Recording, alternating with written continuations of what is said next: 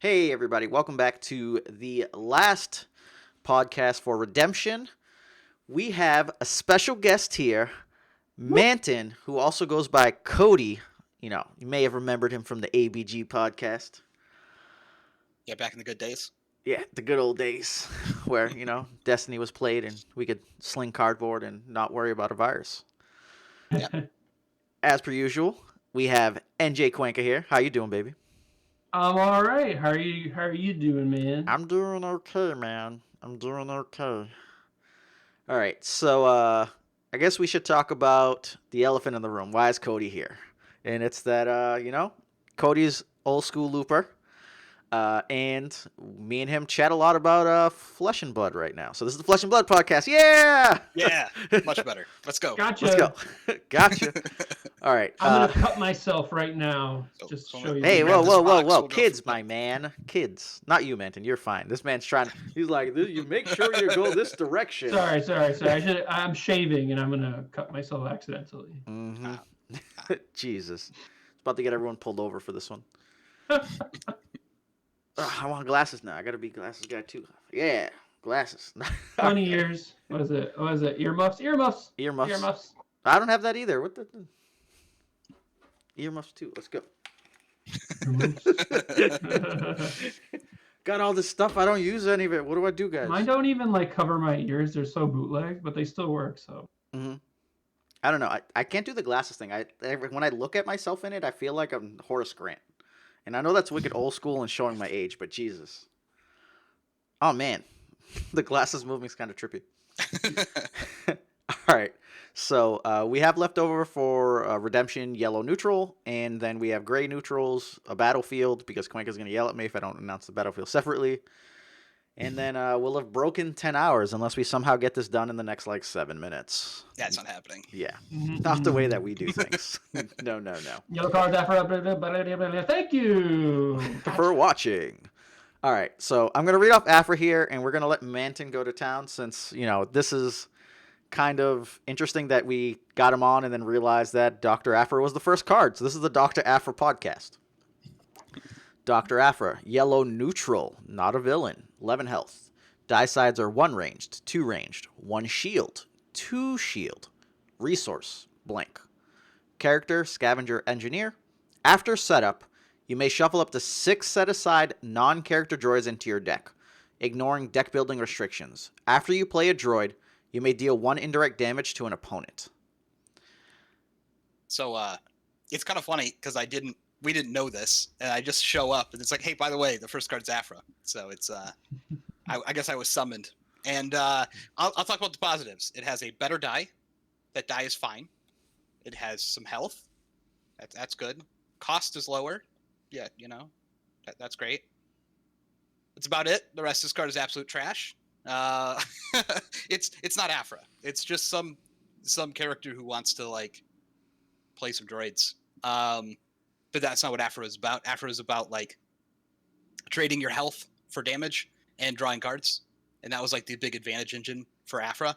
But there's not even good droids to run with her yet, and you make your deck bigger, and you're just spending a resource to deal 1 indirect and then have a utility in play. None of these things are good. Doesn't build a deck. So unless a bunch of great droids get released, which I haven't seen any, then I don't see why you would ever play this. It could have been any card. It's kind of weird. I can't think of any upside to this character.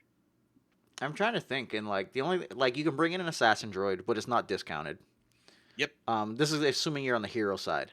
So I think the theory was people wanted to force her to be played with Babu Freak, who can pitch a card to play a droid for 1 cost less. And you can bring them back from the discard pile. So assassin droid's a 3-drop, it becomes 2. Viper probe droid, if you have red, you can eat a bunch of dice and bring it back over and over, and you wouldn't have got that otherwise. Well, I'll float you this. Mm-hmm. If old Afro was in the current setup, would it be broken? Without the droids? I'll even do that without the droids. Would it be broken with the droids? I don't think so. I don't even feel she was broken before. She was really good. No, she wasn't. she wasn't broken.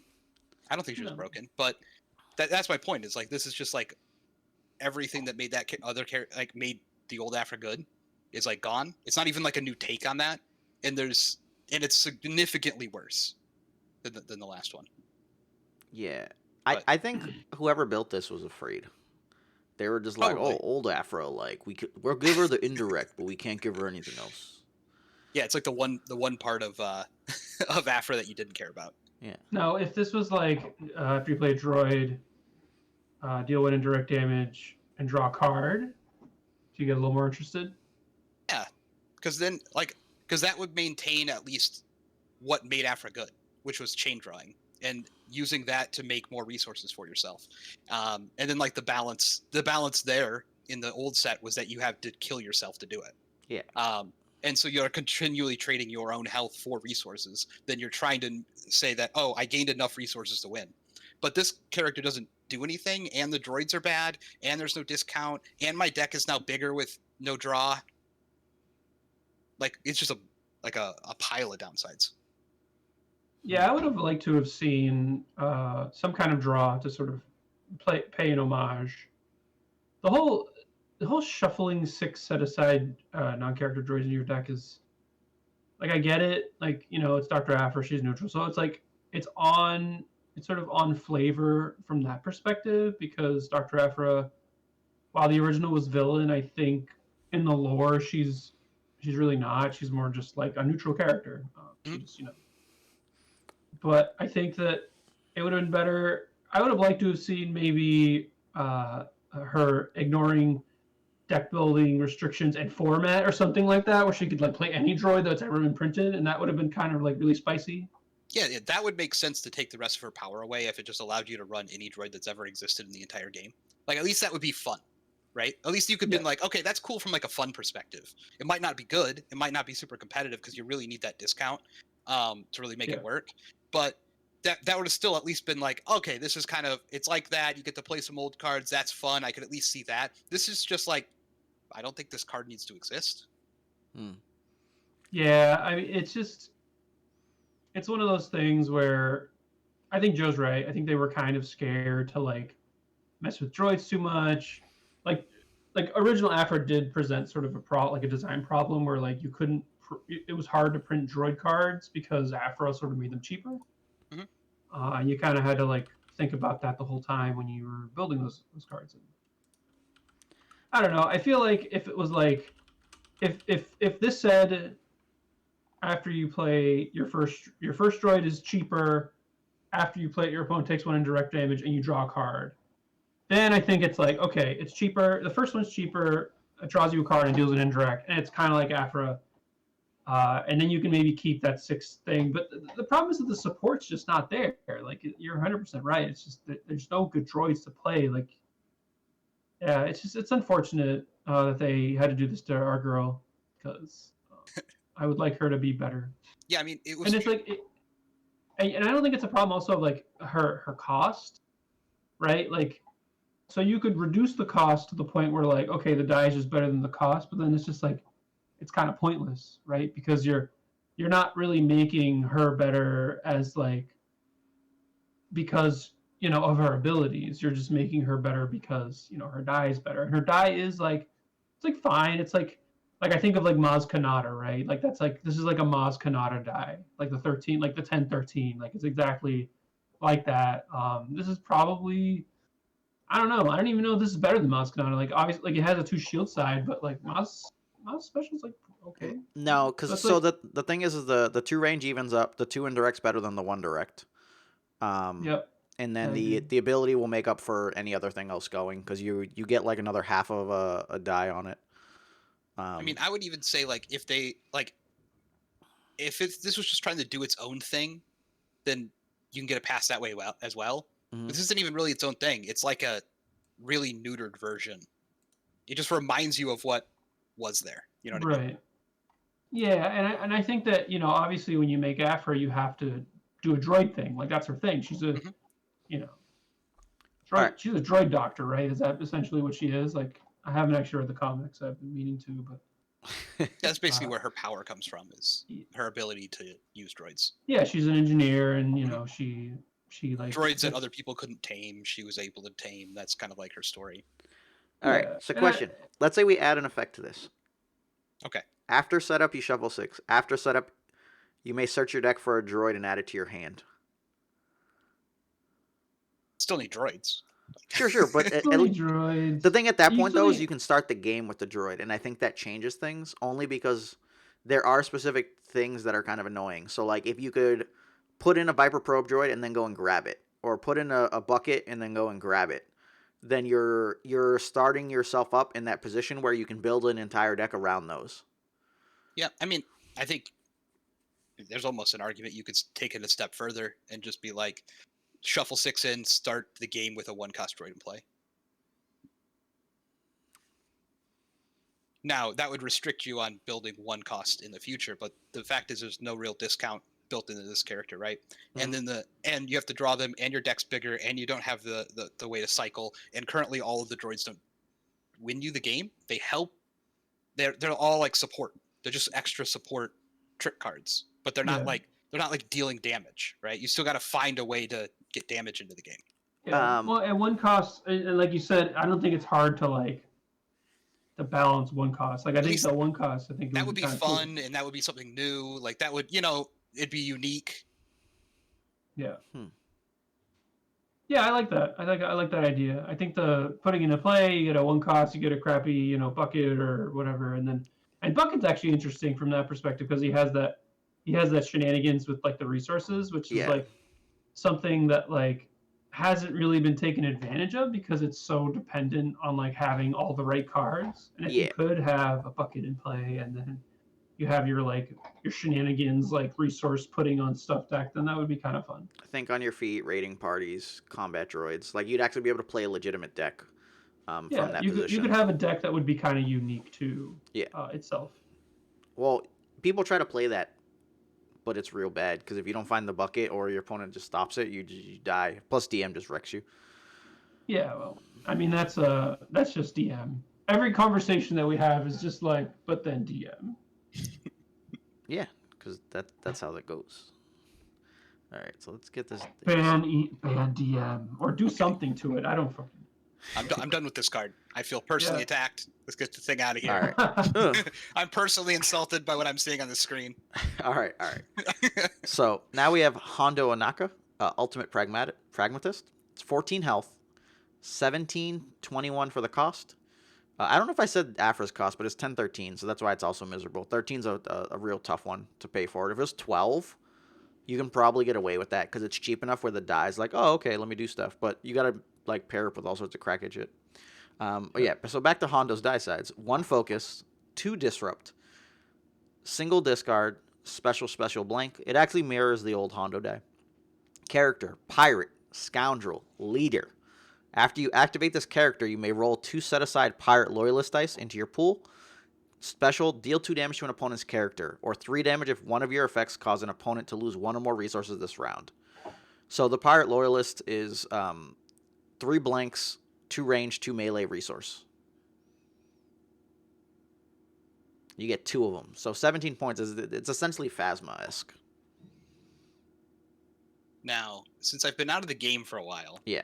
I obviously don't know the power around this card, but as long as the cost isn't overly prohibitive, the card is actually good. Like the effects are nice. It looks fun.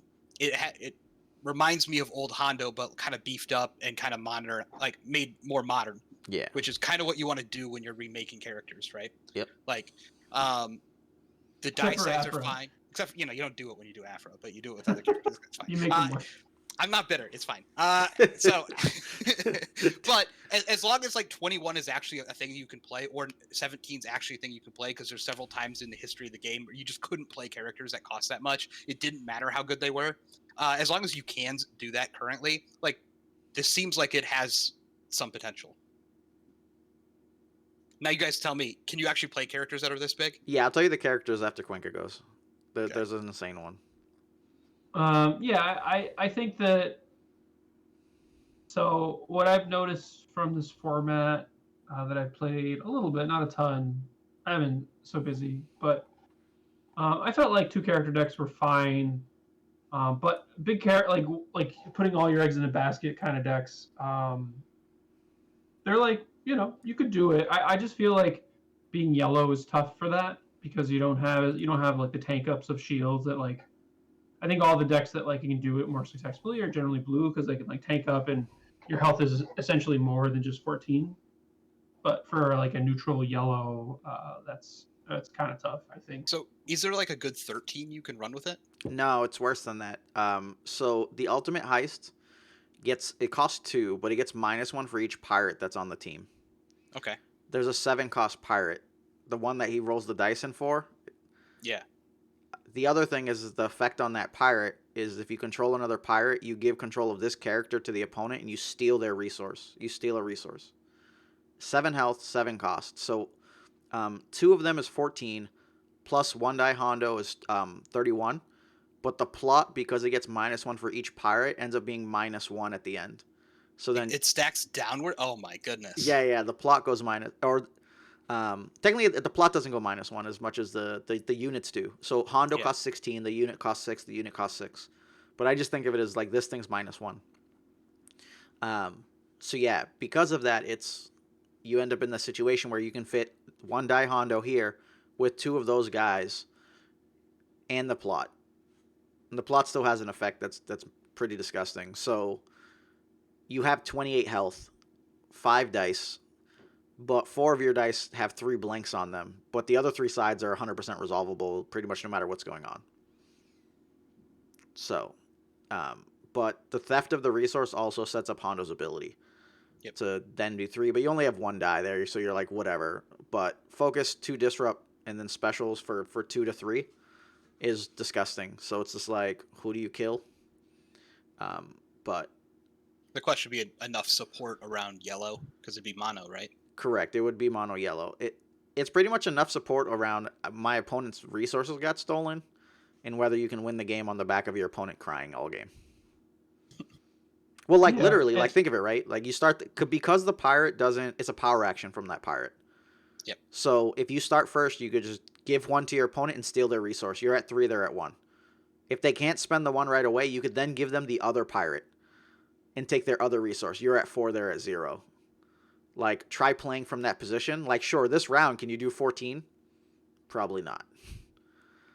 So, we can go with, like, pirate ships and all sorts of stuff. You get, plunder.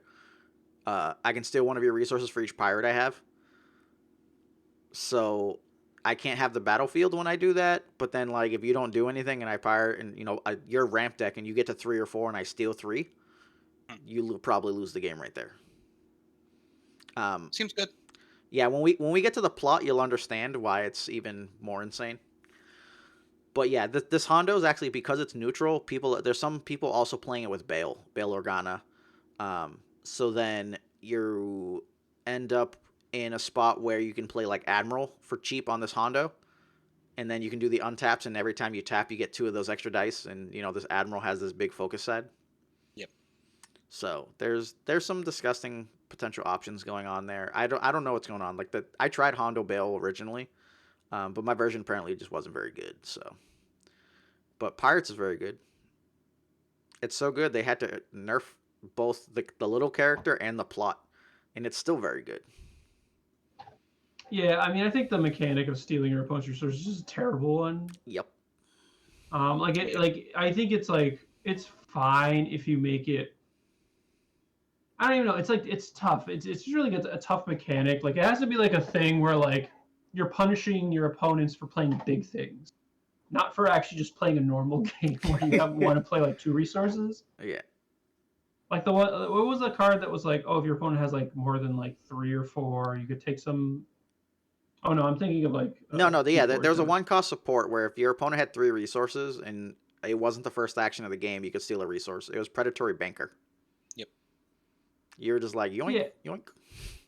Yeah, I mean, I think that there's something you can do with like characters where like you punish your opponents for having too many resources, right? Like for like I'm gonna have 6 and now I'm gonna do this. So like, because I feel like that's like that's like good design and sort of preparing for a metagame, because you kind of do want to set up a sort of situation where you're like, okay, I'm going to play this deck, and it has this sort of thing where it like punishes this kind of deck, and it's like a good metagame deck, and maybe you can make a good play everything else, but just stealing your opponent's resources like a la carte, like against everyone, it's just like that's just not fun. Like Yeah. you want to be able to play the game, and like that sort of only one person is really playing the game if you like take your opponent's resources. Like that's just Yeah. I know that yeah, I know that like Han Ray, like even in first set was able to do it, but it wasn't super consistent, and if you went first, you could get around it and yada yada yada.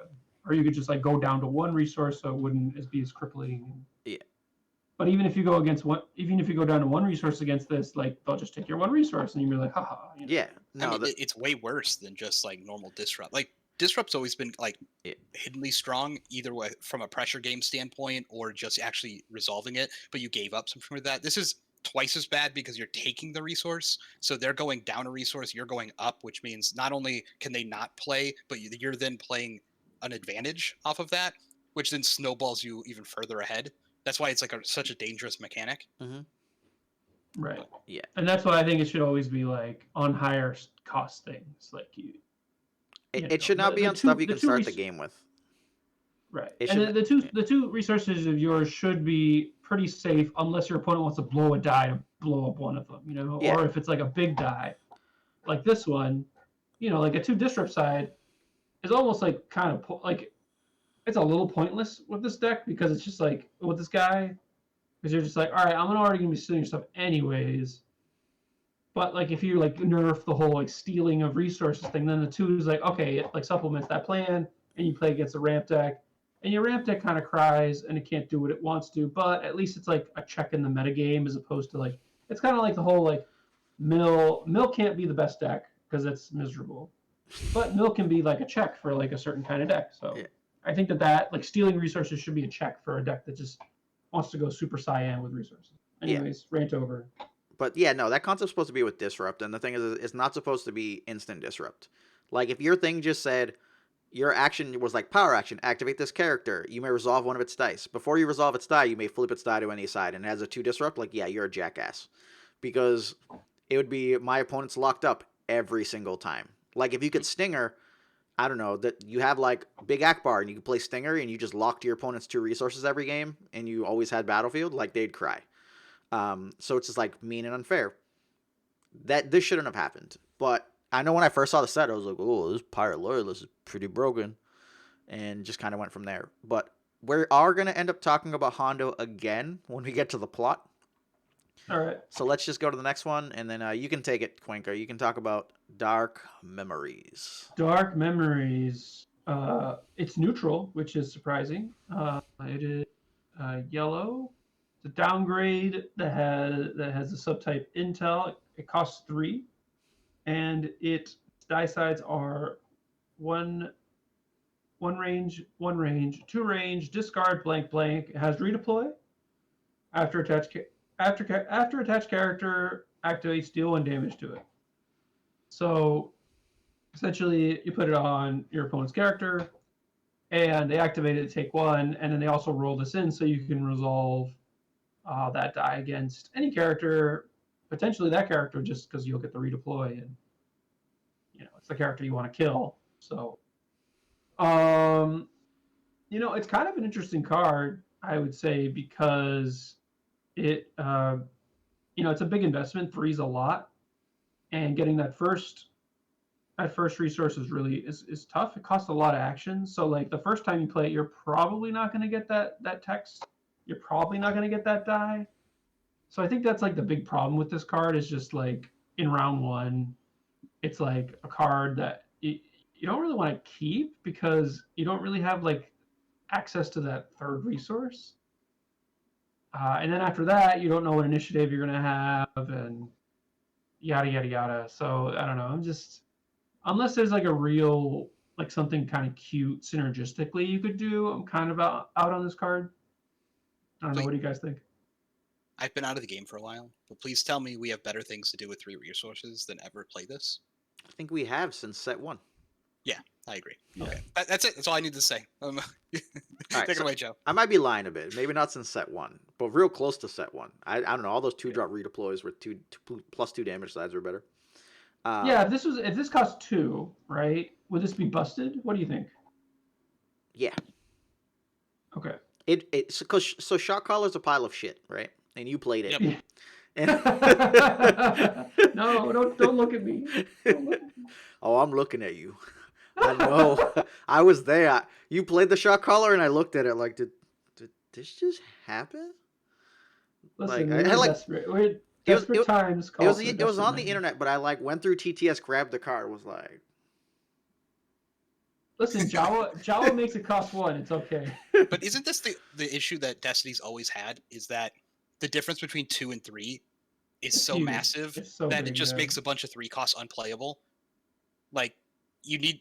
We've talked about a long time ago. You need like half a resource cost. Like, you need like 2.5 resource costs to like balance some of the cards. Because in order to push this to be good enough, then it's kind of almost too good.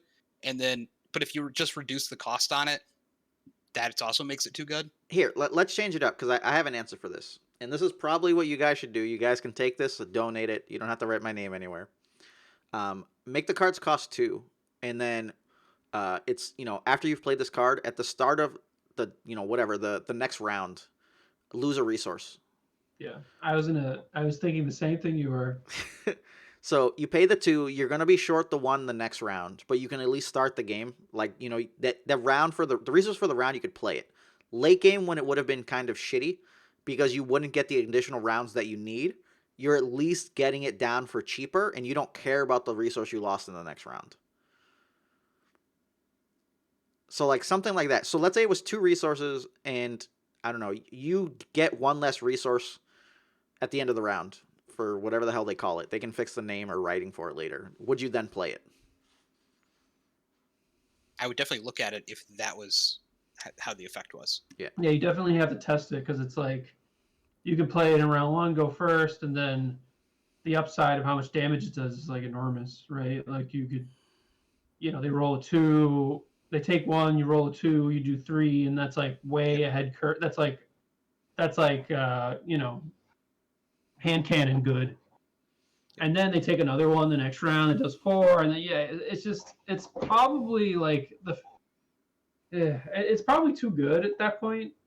I don't know. I would say the 1 maintenance is a lot, but it also feels worth it. Like it's not a bad deal if you look at it like I'm paying 1 resource for 2 to 3 damage. Probably, maybe, hopefully, but it doesn't make it broken, I don't think. But it does make it actually maybe playable. I think it makes it playable and sort of. It also makes it annoying. I don't think it's like busted.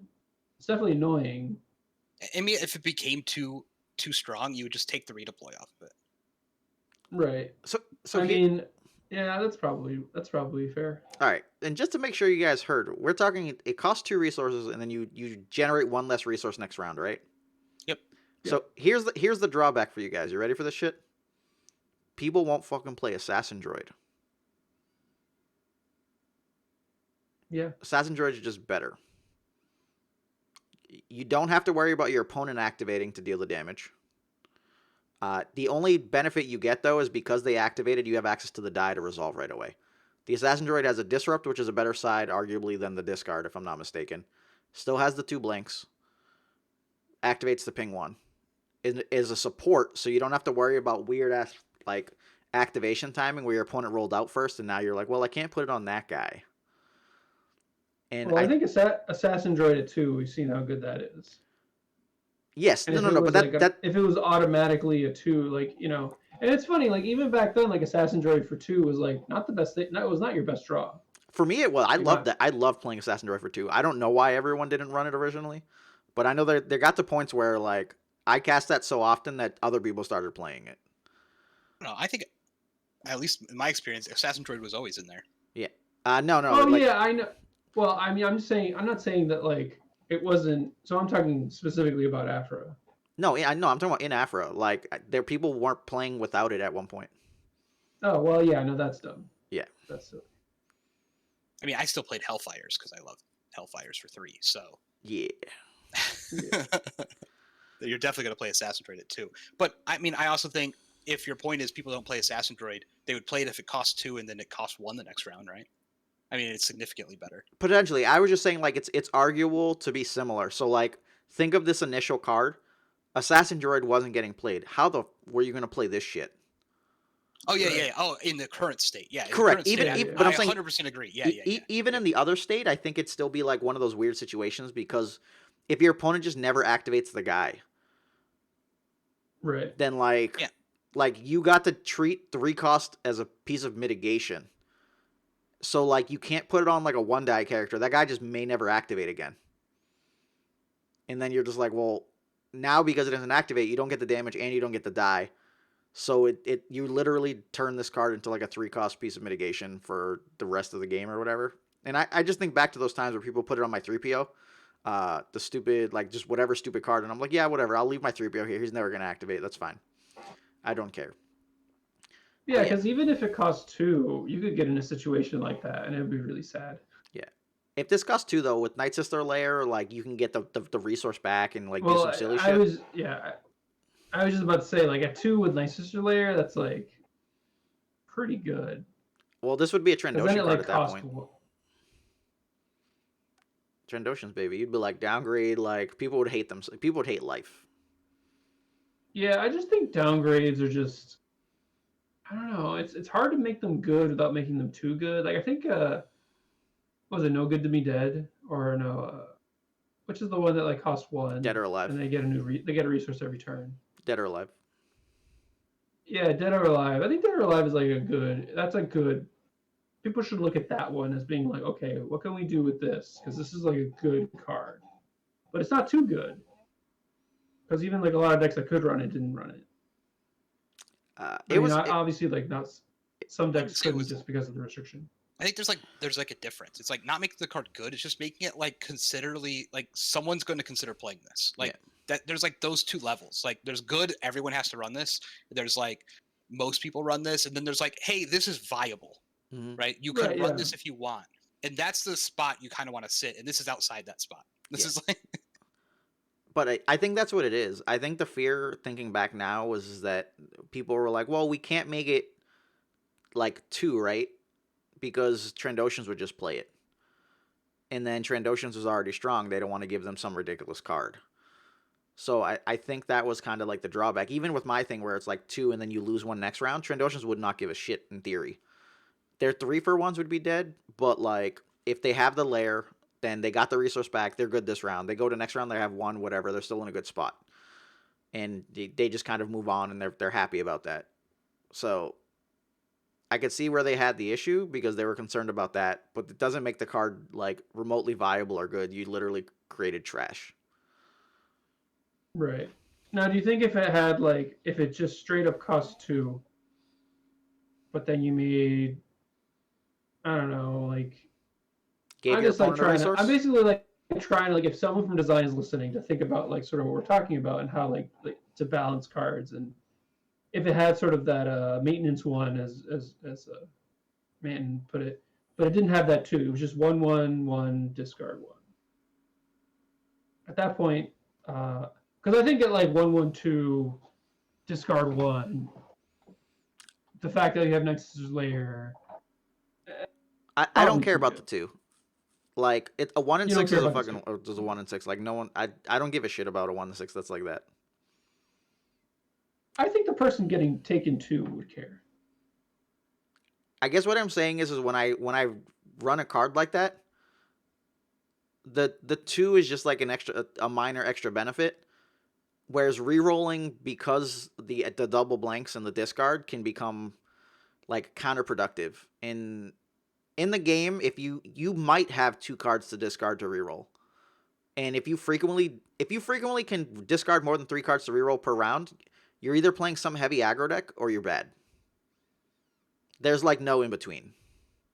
Because like a ramp deck is lucky if they can kind of discard 1 card, unless you're also bad. But like it's all I play ramp decks. I try to reroll 0 times. I try to play all 5 cards. So, yeah, I think the redeploy on this is the thing that makes it pretty. If you put it at 2, the redeploy is what makes it sort of like really dangerous from a sort of, because even if you make it a 2, I think if you made this like a straight 2 with no redeploy and the same die, I think that's fine. Like I think that's probably fine. Um, I think it It, would it be good, just depends. straight up. Go ahead. It depends if you're playing big characters or wide. Because like if you're Well- playing big characters, you don't care if this says redeploy. Like if they're just playing like a 21, you're just like meh. I don't care if this goes to Well, your that's character. well, that's what I'm saying is that like I think that's fine. I think that like making it so, again, like the whole like punish a certain kind of deck versus like being bad against a certain kind of deck sort of thing. Like I don't think it's. I guess it's probably not bad against a certain kind of deck, but I think if you made it like all ones and no redeploy at 2 straight up, I think that you're in a place where it's like, okay, now you're costed at like what it should be. Yeah, that'd be roughly where it's at. Um, even at 3, if you made those all ones, if you made every non-2 ranged a 1 ranged, I'd still be like, no. What if it all had 2 ranges? Then we're talking. Yeah. Then we're talking. Right, Yeah. play. Then it's like, all right, it's worth the gamble. Well, no, because so what ends up happening there is I'd pay the 3 forward and shit too. So you don't get to do it this round. Every once in a while, you might get to do it round 1. Round 2, you open with it, and because they activate and you can hit them with the die resolution after, because you'll have the priority or your turn, then like it's doing 3 damage. So 3 damage is a resource and a half. It would pay for itself in 2 rounds, and then it would redeploy and continue throughout the entire game. Yeah. So like it's a real strong spot to be in. It would have also been an answer to like 3 wide decks, because 3 wide deck you might have actual enough time to play it. But then we get into that guy's never activating mode, where it's like, Right. unless that guy's super important, that guy's never coming out. Oh, you put that on my R2D2 that had 1 die, and yep, nope, never coming out. It'll sit right there. Yeah, I think it's the hard part about like balancing a game with variance, right? And I think that's like kind of the part of the fun of probably design. So if design's listening, listen to all these things, because it's tough. I know, and I'm going to say this right now. It is tough, like designing something. And I'm assuming that they probably don't have as much playtesting as like FFG did, because they were getting freaking paid, and no one's getting paid to make these cards. So still, good job on that front. No, I would say nice effort. This card's shit. they're not listening. They left after Afra. Yeah. Yeah. They just turned it off, like rage quit. I'm out. Yeah. They're listening. They have their Afra shirt on. They're like, I like this card. They're like, yeah, Hyperloops, and then they burn the shirt, rip it up like the shirt. Those fucking assholes. Do you know how much time I put into this? 3 minutes. 3 minutes. All right, let's go to the next one before this podcast is 3 hours long. That's what I was gonna say. Yeah. Move it along. All right. So Headstrong, yellow event, neutral, 2 resource cost. Spot a yellow character to remove up to 2 dice that were rolled into the pool last turn this round. Go ahead. Who? Go ahead. Who? I don't know. Whoever wanted us to talk. Menden's head was just turning sideways. I was waiting for the owl like to go the entire 360. Like, oh, shit. I think that this card is fine. I've had it played against me to like fine effect. It does cost 2. It's expensive. I think that there is space. I think it's like a different take on sort of like the entangle. I don't love it, but I think there is space for it, and that's all I have to say about that. Does this just say like, I don't like your big guy? Is that essentially all this does? Yeah, he doesn't like my big guy. Big guy That's what it should have been called. and or the upgrades. Yeah. If you Right. pilot, it's same thing. So like if you rolled out, hit 2 things, and rolled in a support, you could get that as well. I'd be really sad if I was playing like a 20+ point character and someone was running this. Like, Right. No, I mean, I you're think like, look at all these points I invested in this awesome character, and wait, they're just gone. Like at least with Entangle, like they had to roll bad, right? Yeah. Like this one, they're just like, you don't get a turn. Your turn's over. Like this seems like really good depending on the meta. Like this is like a meta like card. Yeah. I think I like that it punishes a sort of, and it punishes a lot of stuff like the big guys, like upgrade decks. Even if you're like Mega Blaster in a couple like 3 die, Yeah. and they're like, all right, I'll take those 2 dice. Like, thanks. But it also It's good. It's just I've had it before where like it doesn't do a lot, and it's just like you roll bad, right? And then you're like, okay, well, I guess I can play it and remove a bad die, and then like an okay die. So yeah, I mean, yeah, obviously, like if you play against like a big giant character that isn't like a Vader or something that can punish you for removing its dice, then it's like then it's great. yeah, that's more or less the issue is the timing of it because it's only on rollout. It's kind of like the old school ones where you're just like, oh, I didn't want to touch this die, but I have to because you rolled it out, right? It's like I think back to the stupid support cards that would be like, oh, after the character rolls out, you can pay 1, eat the die, and how often that was just miserable. Right. Like sure, yes, if you have a big guy and we were just gonna eat their 2 dice anyways, cool.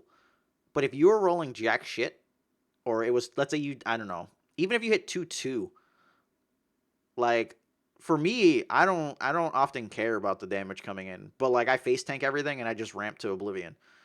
If you play against ramp, which to me is still always the best freaking deck in the format, you don't get to, you cry because like those character dice don't matter. Here, oh, you ate a focus. Like, do I have an elite one? Yeah, okay. Did you eat those 2 dice? Good for you. I'm still gonna keep going. Now all these supports are gonna come in, or you're gonna pay 2 to eat my entourage die. Have a field day with that. Right. No, yeah, I agree. If it's not big guy meta, then it's kind of like meh. But if it's like big guy meta, but it's almost never big guy meta. Let's just be honest. Like So very few times is it. But like if I'm playing like the 19-point Thrawn or whatever, and like yeah, someone places against me, I'm just like, okay, I scoop. Can we just go to the next game? Like, I still think it's like fine if you're like playing against Raylo in like the mid to late game, and they're just like, all right, I have a bunch of upgrades, and I rolled in like 4 dice, and you're like, all right, take these 2 dice, and like that's a good exchange. yeah, it's good in the upgrade meta. And like realistically, I guess right now it was the upgrade meta. But I think it's just because most of the people that would actually play ramp just aren't around, and the people that play right now are just like all like the heavy aggression crackhead stuff. All I know is I showed This up is to an event with ramp, and it was fantastic. It was like, oh man, we haven't seen the student forever, and I was like, 20 resources worth of stuff. Let's go. This is beautiful. yeah, But yeah, if you need multi die removal, you want some answers for the big fat guy that's gonna pick up some upgrades. This thing can be real sweet to knock out like 2 3s or a 3 and a 4 or some shenanigans like that, and really just get like crazy value. Or they could Yeah. roll like shit, and now you just have to pick 2 dice at your leisure, and before they get to roll and re-roll and determine what's going on. Like I hate the fact that you can't stop dice that are getting focused with this. Unlike Dr. Aphra and Dark Memories, this card is playable, so there is that. It's actually a very good card. It's real Yeah. strong. It's just gonna have like situations where it's just shit, just jack shit. Right. And that's like that's the cost to playing it, right? You Yeah. like you sign up for that. Yeah. Mhm. All right. All right. So you guys remember fair trade. Now we got unfair trade coming straight out of Monsters Inc. 0 cost event, yellow. Resolve one of your dice showing disrupt. Then switch resources with the opponent that die was resolved against. So if I disrupt you, we could then exchange resources. so this is a trash can card, right? Pretty much. Okay. There's like no world, like the amount of setup you have to do just to like get an extra resource is unbearable. Like it's like I got to get rid of all my resources. Okay, so I did that later, then I rolled out, and then I got a disrupt, and then they didn't spend their money, and now I'm going to get their resources. Like that's just a lot of setup for me to be like, I'm not playing this. Quink, go ahead. I don't know if you guys remember Real Monsters. Do you guys remember that? I do. Yeah. So this reminds me of like a character that says Flemonade. I love Flemonade, and this card is Flemonade and a half. That's all I got. Okay. So there is a reason to run this, but it's meta dependent, and it's not like Oh, Headstrong where you Jesus. just decide to run it. If every asshole in the room's running ramp, usually speaking, control matches have a ton of disrupt floating around. So someone will take 3 or 4 resources, um, so that you like get their single disrupt and they can play whatever they're trying to play, and you can completely bone them after. The other thing is this can do some shenanigans if you have cards with ambush. Hmm. So I don't know, you have a disrupt showing, you ambush like a Hans Blaster, then unfair trade and snake some resources. But it would require the meta to be in a spot where they're consistently making big amounts of resources. You're seeing Jabba's, you're seeing, I don't know, Chewbacca playing with the 2 money sides. A lot of those guys. This way you can single disrupt and maybe snag 2 or 3 resources, and have given back 0. There's a lot of ways to do it, but it really requires you needing an answer to like a ramp deck. Yep. And I will say, I don't consider this poor design. Yeah. Like, I think this design's fine. This adds a new thing to the game that could be useful at some point. Like, it's just different. You can decide to use it if you want, but it's not like, I think cards like this are good for card games. Yeah. We say trash can is just because it sits in your binder, but then when it comes out of the binder, it's probably going to win games. Yep. It's just that it sits there until like the right time happens, and it may never happen. But it's not like that bad downgrade that we saw. Like you should never see that play. This could see play. They're very specific. Yep. Yep. But I want to understand where this happened in the show. So someone comment and let us know. Did she like hold the gun up and it was like, "Here is a quarter. Now give me $500." Like, is this, this is our trade? Like was it? I'm gonna give you $1 and we're gonna go in the hotel room, because that's totally unfair there also. But all right, let's make it over to the ultimate heist. This is gonna be the card where we once again talk about Hondo. Uh, Ultimate Heist Team Up 1 is each pirate, so each pirate gets -1 cost. After one of your effects causes an opponent to lose 1 or more resources, place resources on this plot equal to the number of resources lost. If this plot it's allotted to 6 or more resources, spot a pirate character to flip this card and attach it to that character. It's a 2-cost plot, and it's a mission as well. So yeah, if you run 2 of the little dinky pirates, it's free. So realistically, you pay 14 for 14 health, some good effect, some questionable die sides, and this bad boy for free. But yeah, either of you guys want to take this one? No, I got no words for this. I just don't like cards that are like that incentivize you to like kill money too much. I mean, I think this card's obviously very good, and they had to errata it. That's how good it was. So I'm just shocked at that 4 number there. That 4 number is dirty low. For flipping it? Yeah. No, it's 6. No, the old one. Oh before yeah, the old errata. one. Yeah. The old one was ridiculous because you already started with the ability to steal. If you didn't have the ability to steal, the 4 is reasonable, minus like someone letting you plunder them. But when you can steal, it's crazy. And then disrupt qualifies for this. So if an opponent takes resources and you disrupt them, it goes in. You've lost resources. Yeah, So that seems good.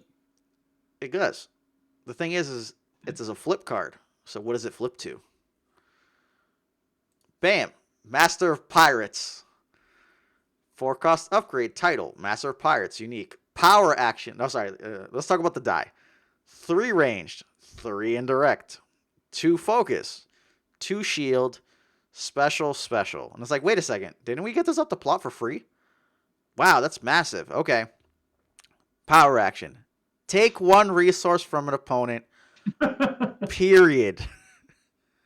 That's the end of that effect. Steal from the opponent for the entire game. You are not allowed to have resources unless you're willing to give me 1 every round. Well, I guess you could just spend the 2 at the beginning.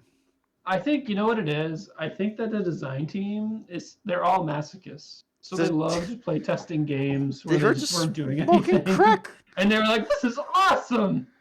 And then No, they just like the other guys just like like I don't know looking. how they didn't bash each other's heads in and be like, yeah, this is too busted. They Special. probably they probably switched off and they were all getting their high from like crushing their opponents. And they're like, all right, let's switch decks. It's like, oh yeah, this is fun.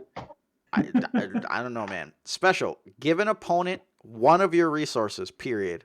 Then resolve any die, yours or an opponent's, and gain one action. I'm gonna have an aneurysm over here. Like you did Afra that way, and then this stuff's in the game. My God, old Afra could be in this game, and it's not even close to busted. Like this is ridiculous. This is the most powerful thing I don't think has ever been printed in the entire game.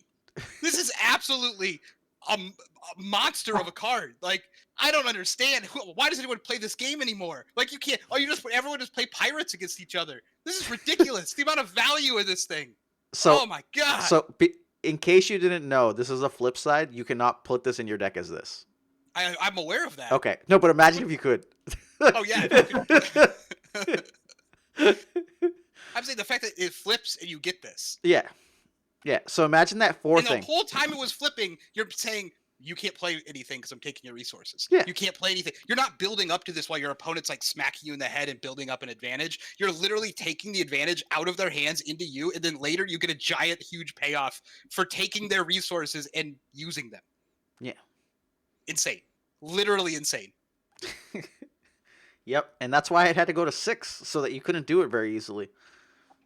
Like now with the 6, you kind of have to you almost have to plunder somebody in order to get to it at a reasonable time. This thing was coming down on round 2 against people because like if you started the game, you'd like steal one resource, and if they couldn't pay one, you stole the second one. And if as long as you got the battlefield, you were like guaranteed to get this damn near. Your like opponents were just stunted the entire game. They had to be so aggressive that they could kill your pirate, and that's why the meta right now is kind of aggressive because you need to go smoke that 7 health pirate right off the table. Isn't technically this good just because of team up? Yes. Forget the flip. Just the Like plot. it doesn't need text. It's already a good card. Yes. Like just the die and like it being free off of the thing, and it was free because you were playing pirates to begin with. Yes. Dude, this thing was so good. I tried to play this in the Bale deck. I tried to go Elite Bale, 1-die Hondo and thing. I couldn't even have half the steal. And I was like, well, as long as I can disrupt or do whatever, and I'm gonna fickle you and like get to 4, like Hondo's just gonna go bananas. And it's not even that it's overly tuned and overly good. It's that it's overly good with the worst mechanic in the game. Mm-hmm. Like it's the worst. It's just the worst possible mechanic that's unfun. Mm-hmm. Like I'd rather play Mill. Yeah. I would also. Oh, yeah. I'd rather play against Mill than resource theft. Yeah. Absolutely. Imagine, I think Jeremy is just having a heart attack somewhere. Turning in his grave. Lucas too. My God. Yeah. Like Jeremy's Afro we got? crying. No, Jeremy's like the guy who took over for Lucas. I'm imagining Lucas is just like the whole Lucas like, yes. He's like, yes. And then Jeremy's like passed out, dead. this is like pirates will be the best, and I will guarantee they will be the best. Like that kind of is like what it feels like as I read through these cards. I don't know. Yeah. So the loyalist got hit. He used to just be able to give any other character. So it was spot one other pirate. Then you could give any of your characters to your opponent and take one of their resources. So people were literally playing zombies or Jawas and passing them to the opponent and taking their resource. And the thing was just like useless. And then you'd get this thing and be like, hey, watch this shit. But yeah, so pirates was silly. It's hard to get to this now because 6 is hard, but the mechanic itself is shouldn't have existed. I think most of the time if this flips and you're not like close enough to kill the opponent, you pretty much just scoop. Because like you can't come back from this. Like stole your resource, okay, cool. Rolled out, special hit, cool. Now I'm gonna steal your damage die and give you this money back after I stole the other shit already, and you're just like, what the fuck?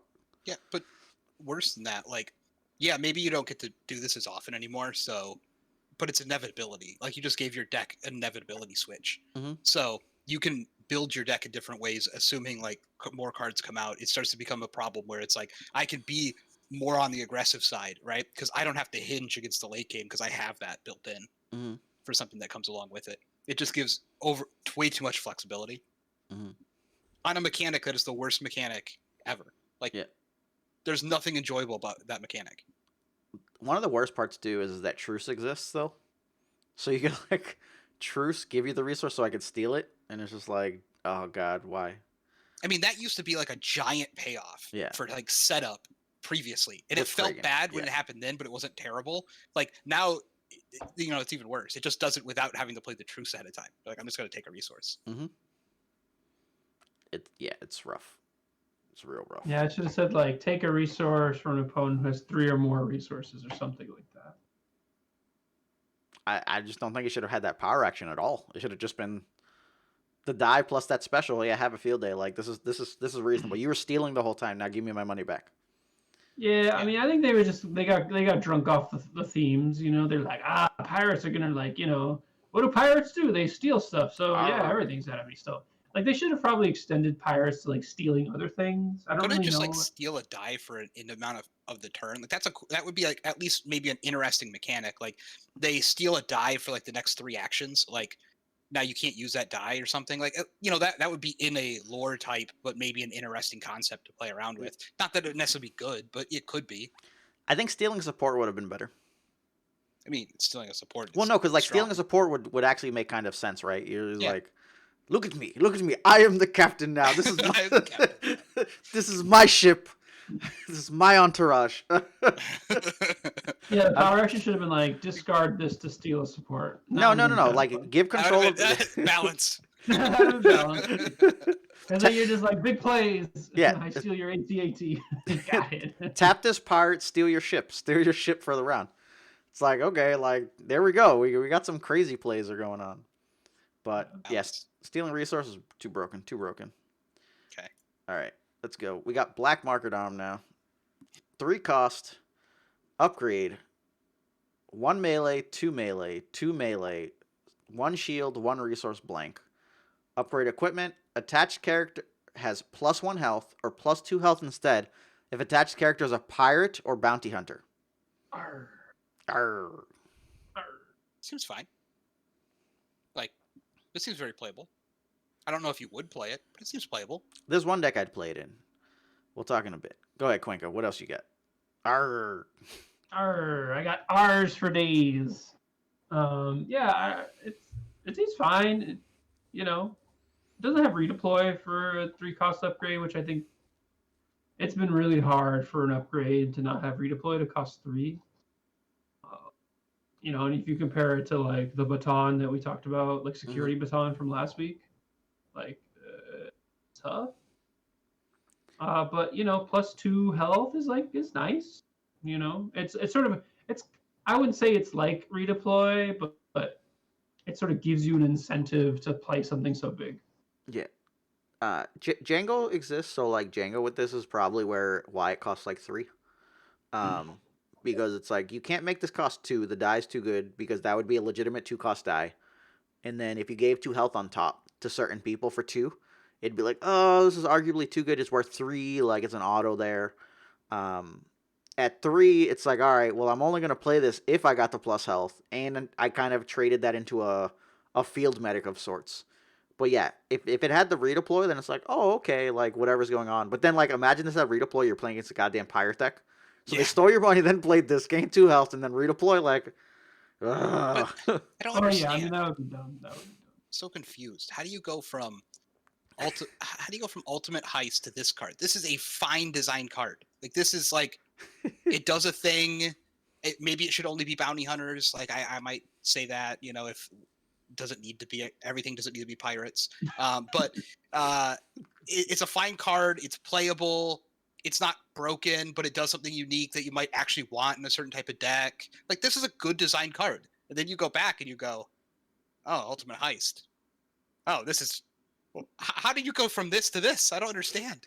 it's just mistakes. Just think of it as a mistake. I would prefer Black Market Arm to cost 2. Don't give any health regular, and then if it's a pirate bounty hunter, it gives you +1 health. Because then I think it'd be viable in general. Would it be really good with Django though? Django's probably terrible, but I have no idea. Like Django tends to be bad because like he's in a weird spot. because he can't output damage. He can only try to get resources, and like for this Yeah. to cost 3 means he need to get a resource first. And then pirates just take it, so it doesn't really matter. Yeah, yeah. But I just mean in general. So like if it costs 2, like you'd play it in general, and with Django you'd be like, oh, okay, jackpot, cool, whatever.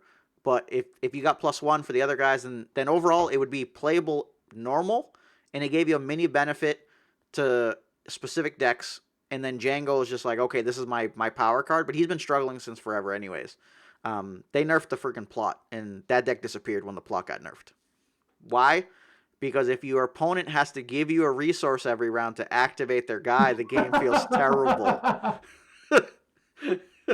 What are you saying that like taking your opponent's resources is like giving up resources and giving your opponent's like too powerful? Yeah, Oh wow, shocking. yeah.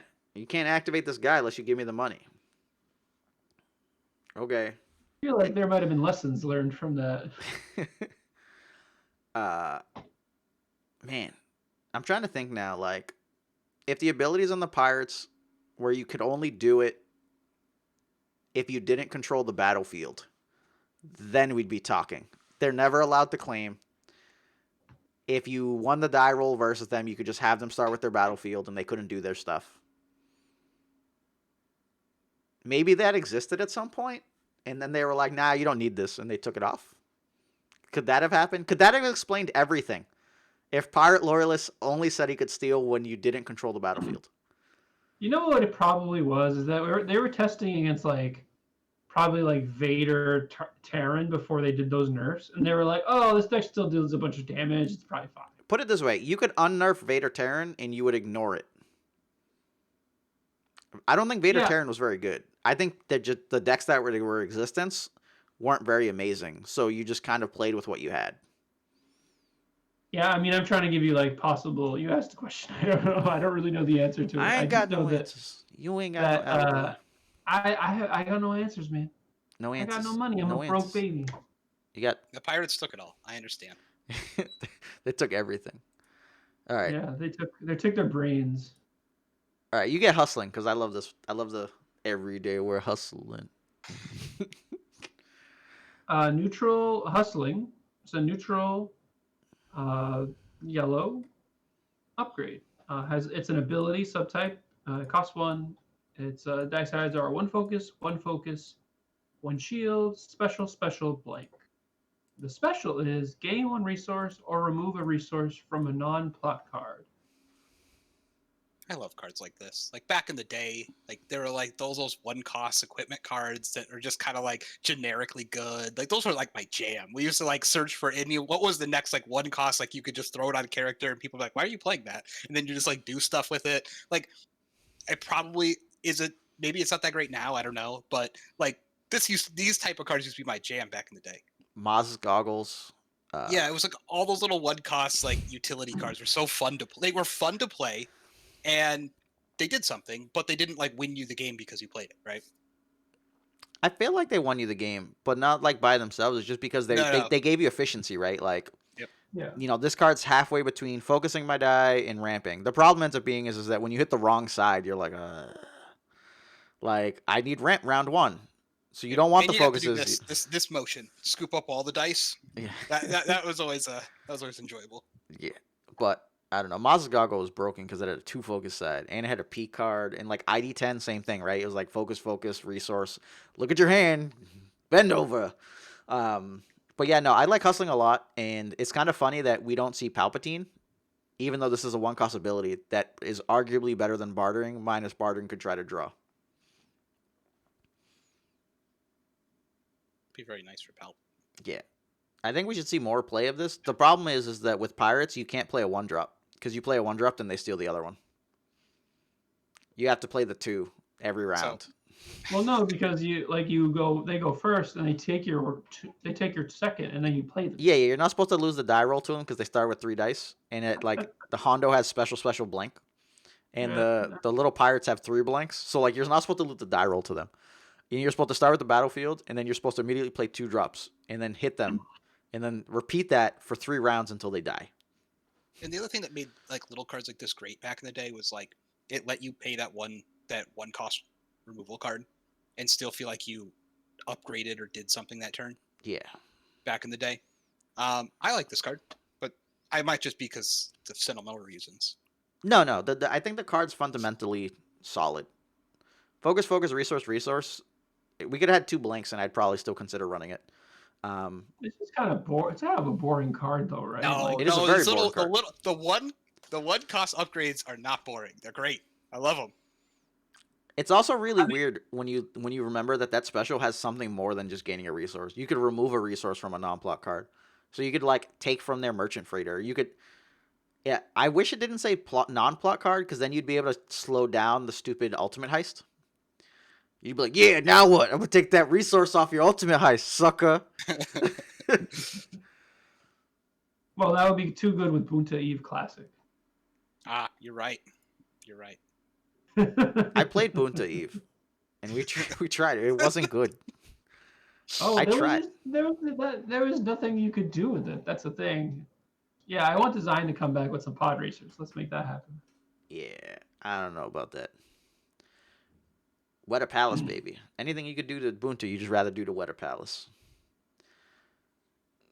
That brings some weird shit down the pipe, but whatevs. All right. Syndicate Electro Staff. 3 cost yellow, upgrade weapon, 2 melee, 3 melee, modified 3 melee, resource blank blank upgrade weapon. You'd be like, oh, you know what? This is some arguably decent sides. Play only if all characters on your team share a subtype. It's like, why? Why are you doing this? Decrease because of the next one. yeah, Right? decrease the resource cost on attached characters' character and upgrade dice by 1.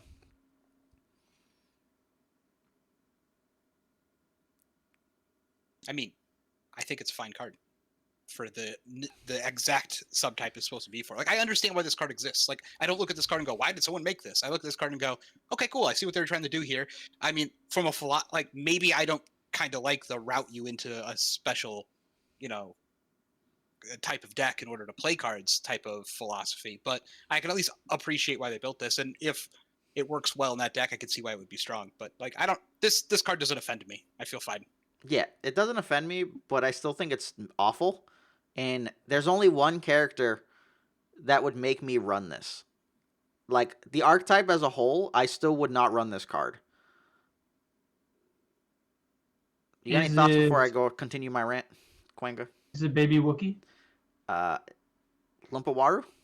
Yeah. Yeah, it's Lumpawaru, because the man has 3 resource costed sides. So it's like, oh, you know what? There's one other person. Marauders. Marauder would work with this. So if you can Enfi's Nest and throw this on Enfi's, then we're talking. Because, like, those things get real spicy without those resource costs on Enfi's Nest. This is true. But Lumpawaru was the one I was thinking, just because he had 3 sides with it. But then it was like, oh, well, the Marauder, the Enfys Marauder. And then like, well, actual Enfys Nest could just do it too and be like, Mrr. So those are the only ones I'd be like, all right, you know, let's see what's going on. Otherwise, I hate this card. I don't mind. I don't mind from the philosophy perspective of having like tribal decks essentially, like the subtype sharing things. Yeah. I've always thought that that's fun. I think it does get old after a while. I think it's kind of like a crutch for design. Like, don't do it all the time, but like, you know, you could have your tribal deck where you're like at Wookiees versus Ewoks or whatever. Yeah, I just don't want double blanks on a tribal card. Yeah, that's fine. Give me a free reroll when I roll this out, or give me an actual die side, like a shield, a single shield or something. Like, there are a lot of sides they could put that are just like, no one's going to want to resolve it, but you're less likely to get stuck with blank, reroll blank, and flip the freaking table. Right. And that's always kind of my concern, is just that, like, you pay 3 for this. It's an upgrade. It needs to be pretty amazing, because you probably can't do it 1 reliably unless you just, you nattied the resource or opponent, like, let you. Or you're not playing as pirates. Well, no, because that you can't play anything that doesn't cost 2. Like, that was my point. Yeah, you can't. It's like, oh, I can't play support DM. Oh, I can't play any resources, pirates. What do I do? Lose? Smash people? And that's why the format devolved into like crazy aggro thing. So me playing a ramp deck into the format is like obscene and unheard of because of pirates. But then it's like, well, pirates like have to play against this aggro crap, and pirates doesn't want to play against this aggro crap. So then you might not see pirates. And then where am I at? Sitting there playing Rescue Han like I'm a crazy fiend. Now that I think of it, that was a super dangerous play going and play Rescue Han, a complete full-on ramp deck, forgetting that pirates existed. It's like, I'm not going to play pirates, no problem. All right, any lasting thoughts before we move on from this? No. All right, bang. Ah, I screwed up somewhere, hold on. Oh, look, a nice simple card. Yeah. Fury. Go ahead, Quinka, you can read it down. All right. This is quite the card here. Fury. It's a neutral. Neutral gray card. Cost 1 to event. Spot a character that is 17 or more points to remove an opponent's die. I mean, this card is fine. It is a card that feels like it was like an FFG card. You know, like you wanted to give an incentive to big characters, and just in case they didn't have removal enough. I don't know, not very sexy, not really pushed. It's just a card that's nice to have, then you can play it in your deck. I mean, I agree. This just seems like a fine whatever card. I'm just a little curious why it says 17 and like not like 18 or 19 or I don't know why it doesn't just say 16. Or 16. Like, I gotta understand 15 make- if they were concerned about double 15. But Was like there something else that came out in the set that was also 17 that someone wanted to make the card to be able to be played with that card specifically? I don't know. I can't tell. But maybe. well, if you discount Hondo, he can't play it Yeah. with the ultimate heist. But no, the rationale is that like we've always had spot one of this color to pretty much mitigate a die. That's been like the, you know, the thing that's been since like the dawn of time. And you know, me always playing flank for forever. And do you even flank, bro? Yeah. It's fine. There's nothing wrong with this Yeah. card. The picture though, the face reminds me of Bobo, but maybe he's gonna like fart and shit himself. Like if you look at the photo, he's like, like I looked at it now and I was like, that kind of looks like Bobo. Like we found where he was. He hid himself in this card. He's locked in. We have to get him to escape. He's locked with the Wookiees. But all right. The Wookiees. Okay. Next up, we have Mandalorian Executioner Vibroaxe. 2-cost upgrade, gray neutral, 1 melee, 2 melee, 2 melee, special, blank, blank. What's up with the FOSS treatment? They put up blank, blank on like everything. Upgrade weapon. Character with 3 or more health only. Redeploy. Special, deal 2 unblockable damage to a character. If you're wondering why the 13 health, they only want it on the big guys. You gotta put it on the big guy. Big Wookiee, something along those lines. Only big boys can carry this axe. This axe too big. Axe Too big for little boys. Gotta be mountain sized. Mountains only. But you can read it. Can you redeploy the little guy though, right? Yeah. Okay. You put Well, on once big they die, the other one gets their strength. So now Yeah. they're picking the axe. They Like, eat They're his like, you heart. killed my buddy. I'm mad. You killed my brother. I shall avenge him. I mean, this would be. I mean, I would consider this good, like really, like pretty good as just a 2-cost. I mean, I don't know what the weapons look like now. This might be way overstated for what 2-costs normally are, but like, this is good at 2. I don't know why the rest of the restrictions are on there, and I don't know why. Like, you could just take the redeploy off, take the other thing off, and it's probably fine. It's probably played a lot, but it's probably still fine. I don't even Pirates like exist. it. I don't even like it the way it is. As an aggro card, like in theory, it's fine. It's 50% for 2 damage. You get access to the unblockable. The restriction, clearly, you're just not going to play it if you can't. And the redeploy's like, okay, solid. But my concern is the main concern since the dawn of time. It doesn't have a resource side. True. I don't like it if it don't got a resource side. But I guess if you're playing against pirates, you don't need no resource side. You don't want the resource side. Those are dangerous. It's gonna Can't have tempt you. those. It's gonna tempt you. But that was my point, though. Like, why do you even need to put the restriction on there and everything else? Like, is it too good at 2? Is it, like, just broken at 2? I think the redeploy is like the main concern is that it has 3 damage sides, and they were gonna give it redeploy, so they put the 13 health restriction. It Just like take the redeploy off, take the other one off. Oh look, you just opened up a bunch of deck building I no, opportunities. I wouldn't play it. I don't think I'd play it without redeploy. Yeah, I think the redeploy is what makes it kind of because like Luke's training staff or whatever. Yeah. Luke's Well, rod. I mean, obviously that has one. So that had one less too, but it did have the resource side. So in Joe World, it's a better card. yeah, but But it doesn't. Ezra's Saber is 1/2/2 resource, and the resource arguably trades with the 2 damage side, and it had a shield. Yeah. It was unique, okay, but I loved Ezra's lightsaber. You guys should buy Ezra's lightsabers. Wait, it's not legal. Joe has all the Ezra's lightsabers. He's corners the market. So yeah, anyone not knowing, I had like 14 Ezra's lightsabers. I had bought a bunch of them, and I was like, I'm gonna play the shit out of this. Everyone's gonna play this. This is gonna go up. This is like ancient lightsaber. I'm gonna buy these for $20 or 15 or whatever. And then it was like, wait, it's unique, and it's Go to not the neutral. moon. All right, whatever. My bad. My bad. I failed. Okay. It's, I actually played this. I've been playing this in my Qui-Gon deck. yeah, it's big. And the thing is that like I found it hard to get this into play though, from the games I've played because, yeah, I just found it hard. I just find it like You didn't want to pay for essentially it. like I'm gonna lose anyways. If not necessarily I'm gonna lose anyways, but like I don't know, they always go after my other character first, not Qui-Gon, because they just they realize that like trying to kill Qui-Gon like is just not as much value as just killing my other guy first. Mm-hmm. In particular my deck. But anyways, I guess my point was just like as a starter card for my Qui-Gon deck, it's like okay, but I don't know. It's good. It's good. I mean, it's just I played with it enough where I just it doesn't hit the table over a lot of other things. I guess that's like my thing. Yeah, that's why I just don't. I'm just like, yeah, whatever. I don't care about this card. Like Yeah, the 3/2s are solid, but then like when you get to bigger stuff, you're playing bigger stuff.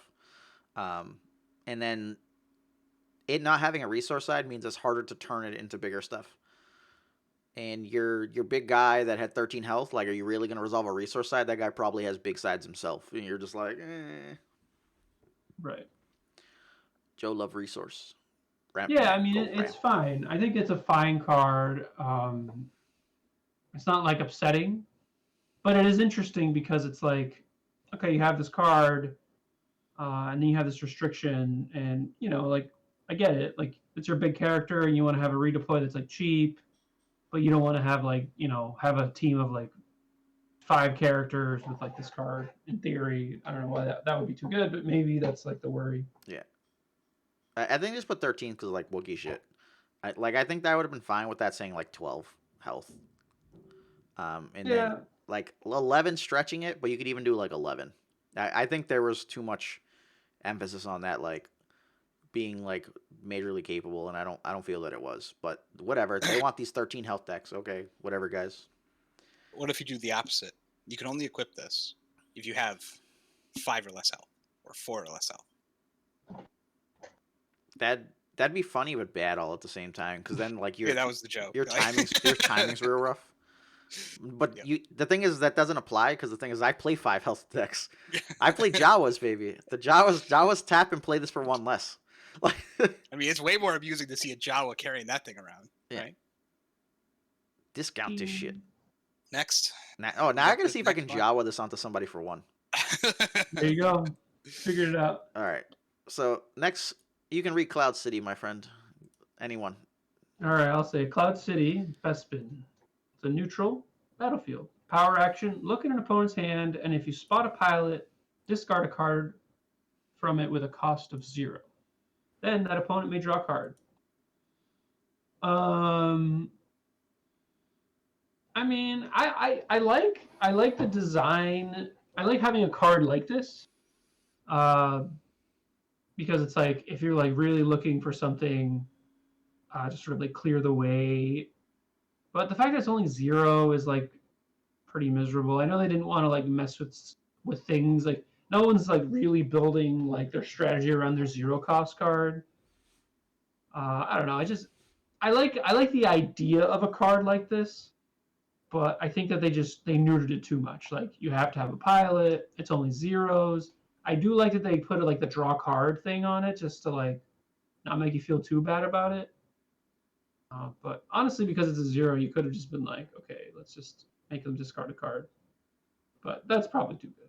I think you need to have the draw card, but I think it would have been fine if it was like one or less. I don't know. What do you guys think? I'm gonna let Manton go. First part, look at an opponent's hand. That's it. That's all I needed from the card. I don't care about the rest of it. You can delete that. I'm running this without a pilot. I don't get like. I love that part. Like, what are you talking about? Like, uh, that's fantastic to me. I think this is actually good, but it can't really be played in the decks I want to play it in because I'm probably not gonna have the battlefield, especially if the meta is like them going super fast. Now, if you got to like a meta where it was like kind of grindy slow, then you could get this on your big turns that you really cared about having it on, and then maybe there's some value in there and it's actually good. But I mean, I think this is a good card. Like, it just depends on the meta if I could play this in my greedy decks, because if I can get 1 or 2 turns or just my big turn, my last turn with this, and pull it and look at your hand and be like, that's your removal for the turn, let's go. Like, that's super strong. Yeah. So I actually play this in a very greedy deck, and I have a pilot. And the entire reason I play it, one, like you said, is to check the path and if it's clear. But it also kills DM. Peek, get this shit out of here. Like, because now you have to mulligan and decide whether to keep a DM or not. Versus what you're going to look at as a ramp deck, you're not going to question whether to keep it. But now if I win the dive roll off, I can just be like, yeah, take shields, look into your hand, give me that shit, get out of here. And go. If you don't have a 0, you don't get to draw. Because I don't discard. But if you have any zeros, I have to discard it and you get to draw. So it's kind of one of those things where, like, specifically in what I'm playing, which is Rescue Han, if I start with it, you couldn't get my card anyways. And I can peek at yours, rip the DM, and go. I can also just see what's available, so I can make resources for the round and go. But the major thing is that even if I give it to you, if you can successfully eat my zeros are shit after round 1 anyways. So now I'll get to filter into better cards in my deck. If you ever activate it. Something else to play. Yeah. If you have pilot. If you not, you just peek at my hand and like you know what I'm scheming, but I don't care at that point. Like, this is round 2. It did its job. I got through DM or whatever round 1, and I didn't just lose. That's all I care about. I saw look at opponent's hand, and I was like, okay, you have my attention. Yeah. Yeah, it is free, so you could just like have it sort of as a dummy thing where you're just like, okay, well, I'll just look at your hand and I'll never be able to claim, but you know, have that one effect. If it did 1 or less, it may have replicated one of the best cards in the game. Oh, that's true. Friends in Low Places. Friends in Low Places was so disgusting during its legality. Like, I pretty much never cut it from a list. Yep. And it was bananas the entire time through. And there were still people to the end of that format who chose not to run it. And it made absolutely no sense. And let me know who the difference was between who was good and who wasn't. I disagree. I have one disagreement. What? It was not good in Afra. You just ran Probe instead. Our list didn't run it at Nationals because it was too many cards that weren't. It wasn't legal. Or droids. I thought it was legal at Nationals. It was legal at Nationals. With Afra? Yeah, because Quicka played it when he topped. He was playing both Probes and Friends, and we originally were playing that version, and it was getting clogged in the hand and not doing things. So we cut Friends out of that list.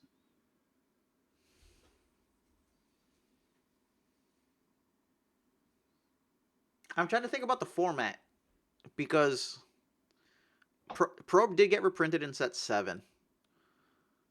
But the thing that I'm trying to remember is the He's talking about like the 3 wide mill format, right? Where like I top forward and then like was it Reflex 1 or Bobo 1? Yeah, it was the first time anyone had played Afra, and you did that. You were playing both Probes and Friends and Low. Because we was originally testing with that version, and we found that it clogged your hand a lot, running both, and we opted for Probe over it because people were holding. It was the format where people were playing things at the beginning, then holding 3 cards back, usually 2 removal pieces.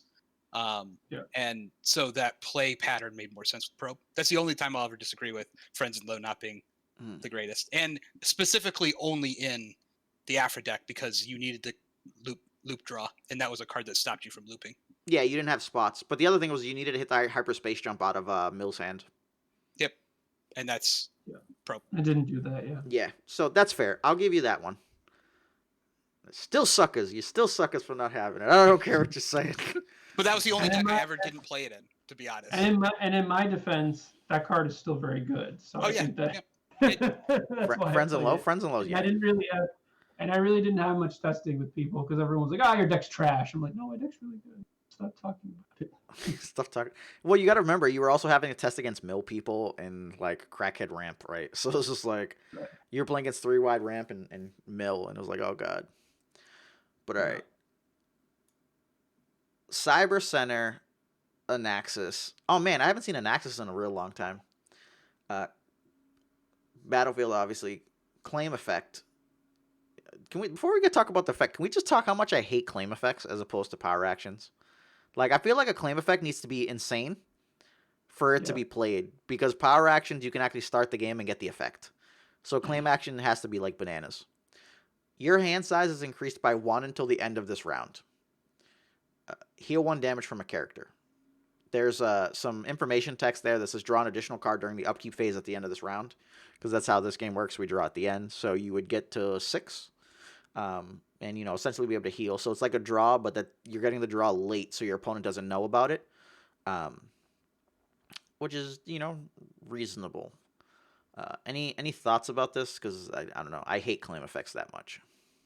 I mean, I don't think it's overly broken. There's probably better things to play. I could see this maybe being used in like an aggro deck, maybe, but there's probably a better battlefield that you can play that you're much happier with. So that's about it. Yeah, I just don't see it being better than, I don't know. Is it like get a resource, draw a card for claim? Like Yeah. that's better. And you got your resource, you got your card, and here you get to heal. Like, yeah, I agree with you. I think claim effects need to be kind of bonkers. Yeah. I don't Like think we have the draw Emperor's card one Throne anymore. Room or something like that. I don't think we have the draw card. It's just claim, and I think put one on the bottom if you have like Satine or some. Or Oh yeah, that's right. Yeah, Oldie or something. but I mean that's sort of like getting a resource to claim. Like that's pretty good, right? Like Yeah. that's sort of that's the like that and like the mill ones, because it like goes directly to their their plan, and then the Ewok one that does like a bajillion damage, Yeah. and then Emperor's Throne Room, like those are like the really like powerful claim effects that I've seen play. And admittedly, you from a design, so okay, normally I feel like when you're making a card game that you're mass producing, you don't want every card to be like that, but because it's like the freaking the continuation committee, you could just do that. You could make every card like, we don't care. We don't care if you like every card is like, if this was like, I'm just trying to think of like a bananas like version of this that isn't like just stupid. Like if it was like increase it by 2 and then like heal 1 or something like. I think so if it was increase your hand size by 1, heal a damage, resolve a die. Probably go resolve a die or like play a card from hand. You're gonna have to pay the costs and stuff still, but like one of those, I think like you could go that deep because the claim has to be that good. Yeah, it's just the weird thing about claim decks, and as we've always talked about, is that only like really fast decks can use them. Yeah. So they all need to be sort of incentivized for that, or like not necessarily like a fast deck, but the fact that like you just give up all this stuff to like do it. So like for example, like mill, like that whole like milling for 2, like that's super powerful. Like that is essentially dealing like like 2 damage or more. Even them though, they switched out to the battlefield that just had the effect built in because they didn't want to have to claim and fight for it. It was the one where if you just played a permanent, you had a mill one. Oh right. But I'm just saying that like even still like that. Like that's all, and that's the thing. That proves your point. Like that, you don't have to do anything, and that's why Yeah. it's better. Mhm. But like it's defensible. Like if that card's not in the format, you play the other one because there's Yeah, no yeah, stealing that it. one rotated.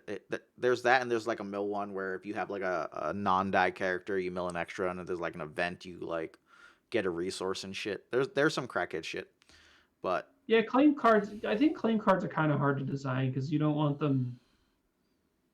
I don't know. It's hard to balance them. Like I think Emperor's Throne Room is like it's probably too good, but that's like I dig that card because it's like yeah, like I build a deck and we're gonna freaking abuse the crap out of this. the specials. Emperor's Throne Room though, like people hated it because of Poe and like whatever specials that just did ridiculous things. Like if you can claim and flip a Sheen Mastery, like all right, whatever, like cool, move on with life. I'm fine with that. Claim and get like Ray Effect is like whatever. I'm cool with all of the above. It's a design constraint card for sure. Mhm, mhm. Um, I was actually talking. Well, actually, this segues. I don't know if you guys have anything else to say about this card. I don't know, Manson. What do you think? He walked away You're, in case you missed it. I'm reading the cards, Yeah. man. All right. Well, this sort of like brings up. I was just thinking about this. This brings up another point about design and sort of things that we're talking about before we started the podcast. And I'm gonna get the perimeter outpost Hoth, which is a neutral battlefield. And we had a discussion about like battlefields and like gray cards, and then we were like, oh, and I was like, oh, I guess battlefields are gray. But like legit, like we have not had like really like colored battlefields, Mhm. except for this one. This is like the closest one we have, which is perimeter outpost is Hoth. Select only if your team has 2 or more red characters. And the power action is gain 2 actions, give control of this battlefield to an opponent. And I do feel like design needs to consider colored battlefields, and that sort of will help your design restrain a little bit. And yeah, I think it's just like something that's untapped. And it's like pretty obvious to do. And then there obviously have been things that have referenced that, like put a shield on only a blue character and yada yada yada. Yeah. But I don't know. I don't know. Speaking specifically about this card, I love this card. I think it's like really. I think it's well designed, and I think it like sort of gives an incentive. I think the games are very interesting when this card's in play, because sometimes stupid things do happen, but like the decisions are pretty rich on like how you use it, how your opponent uses it. Uh, I was playing it in like a bad deck, but I'm assuming that if you play it in a good deck, it's better. Yeah. But even in that deck, it was like fine because like you switch the battlefield and it sort of like becomes kind of like a mini engine to like what your shenanigans. I don't know. I like the card. We're on that perimeter outpost. If you're Yeah, I'm looking lost. at it right now. Yeah. It looks good if there's good red decks. That's the issue, right? Is like you had 2 red characters, so There unless almost you never had is, like though. 2 Fausts to get to 14, and then you're finding some way to abuse it, it can be quite rough. But like if this was ever on tap against a deck that had like a 2 focus side, my god, you'd be horrified. Like if they had like Snoke, right? If it was like Snoke Faust, you'd be like shit. Because Yeah. like if there's ever a 2 focus, you're like, oh, 2 actions, like focus chain everything, like kill your guy, and you're like, oh no. The issue is running 2 red characters has almost always just been the wrong decision Yeah, for most of the game. for most of the game. Yeah. Like set And 1, it was beautiful. yeah, and I think that's part of the whole like having battlefields colored. You could sort of give them incentive, kind of like this. Like Be mono. you don't necessarily need to make them colored, but You just got to be careful about the next red characters you make. Like you Yeah. make Well, so since we only have 1 card after this, if we made a pirate battlefield following the same stuff, hold on, think about it. Following what we've already seen this set, it would be like select only if your whole team is yellow. Power action, steal a resource. Give control of this battlefield to the opponent. Like no, they would probably balance it so you like steal a resource, but you have to take an indirect damage or something like that. Not very balanced. really, you think they would make us take an indirect damage to steal a resource. Dude, they won't even let Afra take an indirect damage. What are you talking about? Yeah. Yeah. God. Dude, I could see that. Where they put the yellow characters and it was like power action, steal a resource, give this to the opponent. I think though, if they were gonna literally make a pirate one, they were trying to make it so that you could like screw the opponent, but also not be so shit amazing. It would be like power action, give both players a resource, then give control of this to the opponent. Both players gain a resource and then give control of this to the opponent. It would let you plunder because you now wouldn't have the battlefield. And maybe that's what they should have done. They should have had a plot that did that and made those theft cards only if you had if you didn't have the battlefield. So then if you play on your battlefield, you truce to both of us, you hand it over, and now you're like, your move, friend, what you got? Because now you're just gonna try to steal the whole time. So now if the opponent could play threes, you couldn't do jack. Yeah. And what? Fix pirates. Hashtag ramp, please. Hashtag bring back droids. All right. Yeah. There's an Afra with no droids. It's great. I didn't even mean that. I meant droids. Bring back. Oh. Free up 3PO and R2. We'll see if people can steal enough money or not. All right. So the last card I think was partially a joke, and I think it was the card to try to either make the DB work properly, or to just be like, oh, this is 40-40. Death of CT 40-40. 40-40 format only. You may include one additional plot on your team. Before setup, shuffle 10 additional cards into your draw deck following normal deck building restrictions. Then set this plot aside. I think it was just the way of people saying, like, this is how you make 40-40, right? Like, you're like, make a 30 card. Oh, look, I got plus 10. And I gotcha. You do your stuff, you have 10 extra cards in your deck, and you could still play a plot, and this goes away. So I think that was the base concept in theory. I don't know why this is there. But this could also just fix the way the DB breaks when you try to build a 40-40 deck, maybe. Good card. Good card. So, Solid design. Best card. Still better than Afra. Still better. Wait, so all right. So I get what you're saying. Uh-huh. So is this card like, if it's for the 40-40 format only, would this card give you 50 points in No. the 40-40 format? No, that was the thing. It was supposed to be 40-40 format. It was only supposed to be 30 points. So you play this to get to the 40-40 format. But yes, in theory, they screw up and make it 50 points. Because 40-40 was supposed to be 40 points and 40 cards. Yep. So I think the theory there is like you only had 30 cards, but you did with this, and now you make adjustments. And it's like, everyone plays this? And I was like, yes. Because everyone plays the regular and then puts this in their deck. And now you make adjustments. And it's like, okay. That's how you legalize 40-40. Yeah. Yeah. But it's also just really, really weird to do that. But like I said, I think this was just for the DB, so it didn't break. Because you couldn't put a 40-card deck and publish it and stuff. A 40-point deck, or like 40 cards. So this card, they could program this, I think, in order to fix things. It would bring the points down so that you could publish. And then it let the deck, I think, print with, publish with 40 cards. That's the only thing I can think. Well, I think that's also be good if like you could, just I don't know, if you included some text to mention that, because I feel like a lot of people might not know that. I don't know. It's a good meme. I like it. Memes. Full memes. It is a meme. I will say it is a meme. Now it is entered my brain and I will never unsee it. Sight on sight. But yeah. Yeah, I appreciate anyone trying to make 40-40 a format. I tried my hardest and I didn't get much traction. Apparently there is some format that people play. I don't know what it's called, but I see people mention it, and some people on YouTube play it, or this is how out of touch I am. But maybe Joe. I don't know. It's like Colossus or something like that. No idea. There was some format where like people had one character and there was like some weird modifications, and you could have the number of cards in your deck equal to like the cost of the character, and your character had to be like between like 13 and 18 points or something silly. I forget what the fuck it was. It was something stupid. But stuff's only stupid to me because it has nothing to do with competitive play or whatever. Like, stuff wasn't built for crackhead shit. So yeah, full offense. All right. Well, we finished. We did it. Over 10 hours. We're at an hour and 40 now. We're at like 11 hours. 11. That's right. 11. You really milked this for a lot of content. We did. We did. I think it's the fact that like we could talk so freaking long about shit too. Like, who else will talk this long about cards?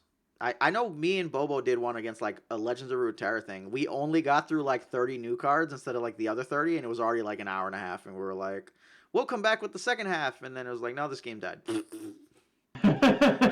Game's dead. Game's dead. Hashtag game's dead. Well, is the game actually dead, or is it just No, like... no. The game's going. Our group died off. Like, Mhm.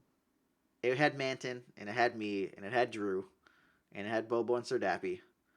And we all know where that went. Dead. Yeah, it's really hard, man. Like the whole like getting people together, because I think you need to have like a strong IP that sort of taps your imagination. It's like also like a perfect storm of like, just like the right people at the right time. Like I think Destiny sort of hit us all at the right time. Like we were all sort of like, oh, we're looking for a game. And, you have a friend that's playing and a friend of a friend's playing, and then it's like, oh, okay, this is fun. Good IP, This good one. game. This one. Yeah. So This I one don't right know here. about the IP behind This is the Flesh one. and Blood, but I know that the cards have money value, and that is enough for me. Cards you can win and sell for hundreds of dollars. That sounds great. Yep. And the tournament structure and prizes and everything else. I And don't know about the support rest. from the people who make it. I don't So know is about Flesh and Blood like a real card game? Yes. Yeah.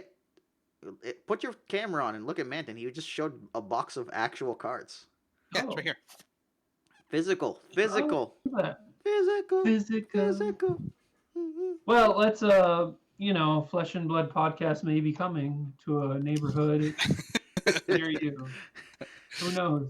I try to rope Manton into writing articles, so you never know what happens. But Manton like every night has been trying to get me to play. I play about 4 times a week. I'm gonna ask you a question, Joe.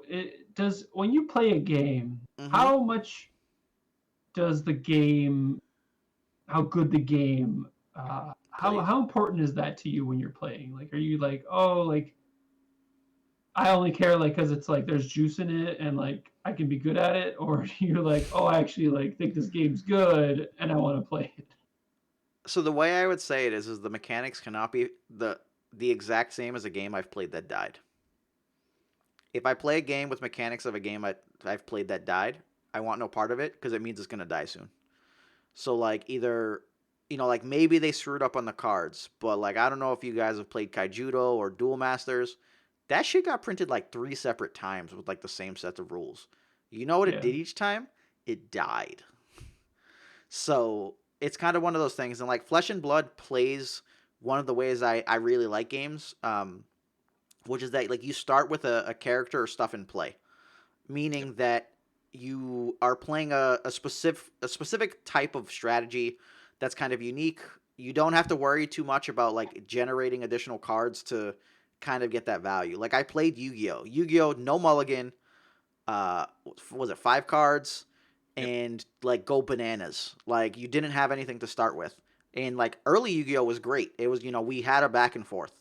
Later Yu-Gi-Oh! Was like, give me about 12 minutes and then it's your turn. I'm going to set up. And if you can get through my setup, then you probably win. So it was like, I did a bunch of shit and then you did a bunch of shit and killed all my shit. And then one of us just pretty much went and won the game right there. Like that was Yu-Gi-Oh! Like near the end when I was out.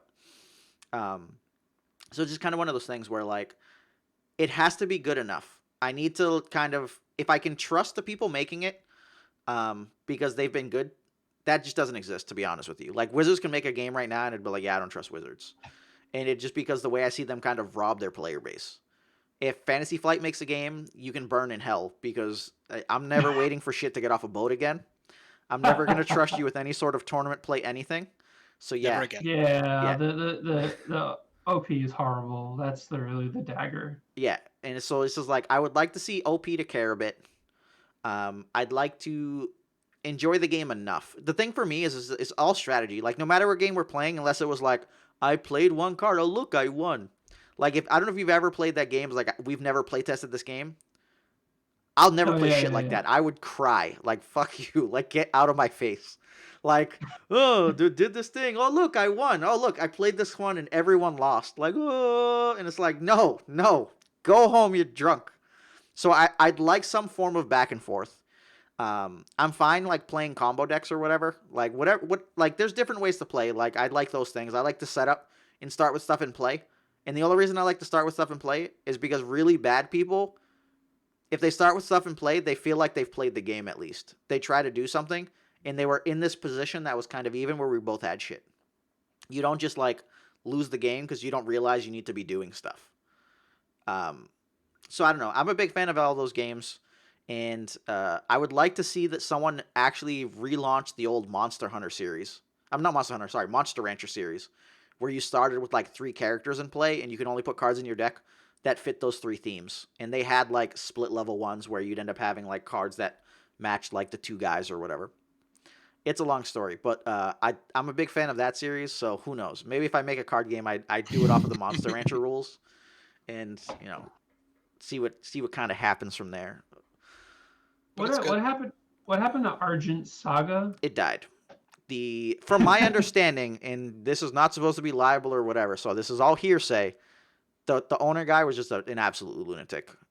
He came from like Yu-Gi-Oh shit. He was just like, I can't use the word I'd normally use because it's not nice. Oh, Um, you're worried about being nice now. I'm not. Yeah, so he's essentially like a Nazi, right? Like like in concept, he's just like dictatorship, where it's like my way or the highway, Okay, and so he's not actually like a white no, supremacist. no, no, he's not an actual white supremacist. All right, Because like, let's clear that up here because that actually is libel. well, that's why I said like I don't use these words to like explain people. And you're like, go for it, and then you're like, oh yeah, no, don't use that word, and it's like, Nazi. Okay, Nazi means a dictator is fine. Dictator's well, I fine. explained it after. That's why I had to explain it, right? All right, all right, all right. But anyways, yeah. Control So freak. He's essentially, a control freak. he was Yeah, I essentially like got a it. douche, right? Okay, But that's like I fine. never met the guy. I never had the experience myself. I just knew Okay. people, and from what I would hear from that stuff and what would go on like under him to his people, and the way I've always viewed it is if you were shit to the people that were under you, like you're probably just shit in general, and shit's gonna go to hell. But yeah, no, the game ended. I think it ends September now. Like they're doing some redemption shit, but it's done with. They're not gonna print new stuff. And I think some people are trying to like, I don't know, buy the IP or get it or whatever because they love the game. But yeah, I don't know what's happening from there. I got full set 1 and 2 if you guys want it though. See, that game felt like a game that I'd played before, It even though it wasn't a game I ever played before. You know what I mean? Like it was just it like you it got like it was modified Duel reasonable. Masters Yeah. for the Yep. very 12th time. Like Yep. they did have some adjustments. They had some additional stuff going on, so it wasn't straight up like the Kaijudo sets. But I felt the game was fine. It's just that anytime you have like those broken battlefield thing shield triggers and you only have like 5 life, it gets really hard to kind of do stuff. Like coming back becomes difficult, and there tends to be very very specific ways to win. Unless you can lock people out of like attacking you, it can be real rough. Um, but yeah, I don't know. I don't think I don't know if it barely answered half the question, but Flesh and Blood No, that seems was good. fine. Kind of like the setups. I think they screwed up for several of the hero casts because like the discarding a card is awful, and I don't discarding cards is almost as awful as losing resources. Like it's Yeah, it's pretty that bad. bad. You need Is a it real like, good oh, card. it just like feels bad, or is it just like not impactful? No, no, you discard your own card, so it just means like I don't ever want to run these. Oh, I see. Yeah, Yeah. like Yeah, it's an interesting game. I think it has a good financial backing. It Mhm. has great support. It grew during a pandemic, which is unheard of. It's supporting local stores, which means you're more likely, if you have any stores left, they're going to be carrying the game because it's the most profitable game you could possibly carry right now. As well as they specifically design things to be able to be played in stores, and that's where they're putting the product, unlike Magic, which is putting it on like Amazon. So there's a bunch of that stuff that I think will help it grow as things progress. Also, the game itself is pretty enjoyable. We don't even technically have the full game out yet. The next set releases the last pillar, the last part of the game, essentially. So you'll have all parts of it. But other than that, it's the first game I played in a long time where I'm like, this actually could potentially be something. Mhm. And the OP is doing tournaments right now. They jumped on that real quick. Obviously, it's Discord, type webcam ones right now. But not only that, but they're going out of their way to make sure people get product. They had a shipping delay, and they turned around and spent their own money to get it overnighted instead of just having it be a delayed because they care about that sort of thing. It's stuff like that that makes me okay. Maybe I'll invest a little bit into this game. Yeah. So right now I'm gonna just try to play online stuff with it, but it's probably the last vestiges of a game that I would probably give a shot.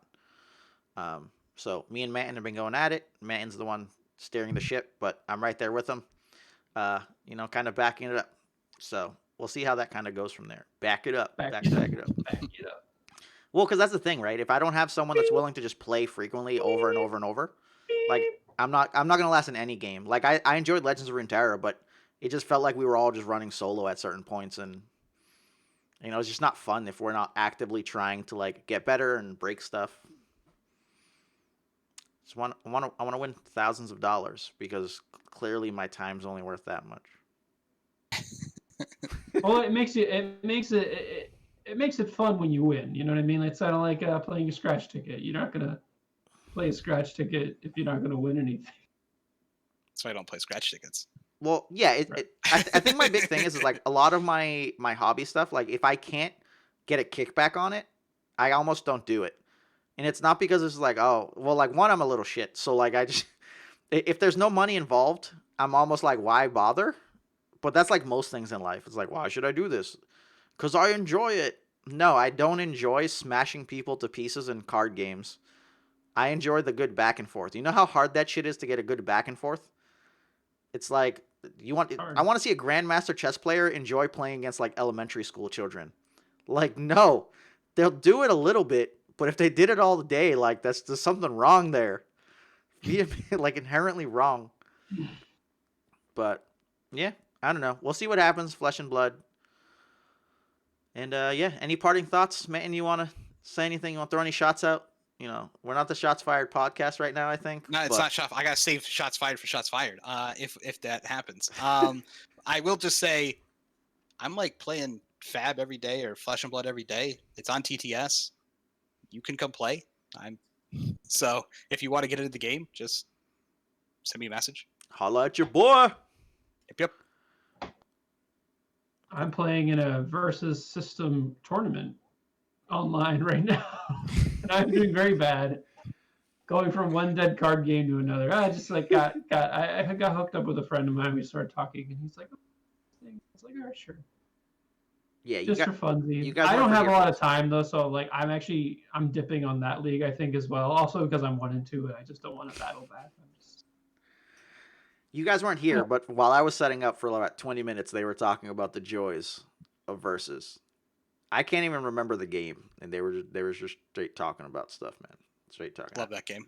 I don't even Super good. Yeah, I will say talk about unique things in a game, and I don't think this is a thing that there's like almost like a like a positional aspect to the game, which is very unique to it, like almost like a war game, but like a minor part of it. But it is very important. It's a minor part, but it's very important. So I don't know how to. Yeah. I mean, there's Anyway. a formation step. Move all your guys around, and then based on where they're at is whether they can attack, defend, what happens, how cards affect them, et cetera, et cetera. Support, baby. How much damage? Mostly how much damage you take. Yep. And how you can protect your other guys, and it's cool. It's fun. It's a fun little game. It's superheroes, Superman, Batman, Spider-Man, all the mans. What was the group of mans? There was like 30 mans. It was man something. I feel like it's like manslaughter, not manslaughter. What was the one you ran all dudes? It was like it was like all dudes. Quanka, what was the one that was X-Man? what? X-Man? No. X-Man? They were guys that would like come and sneak out of your mana zone.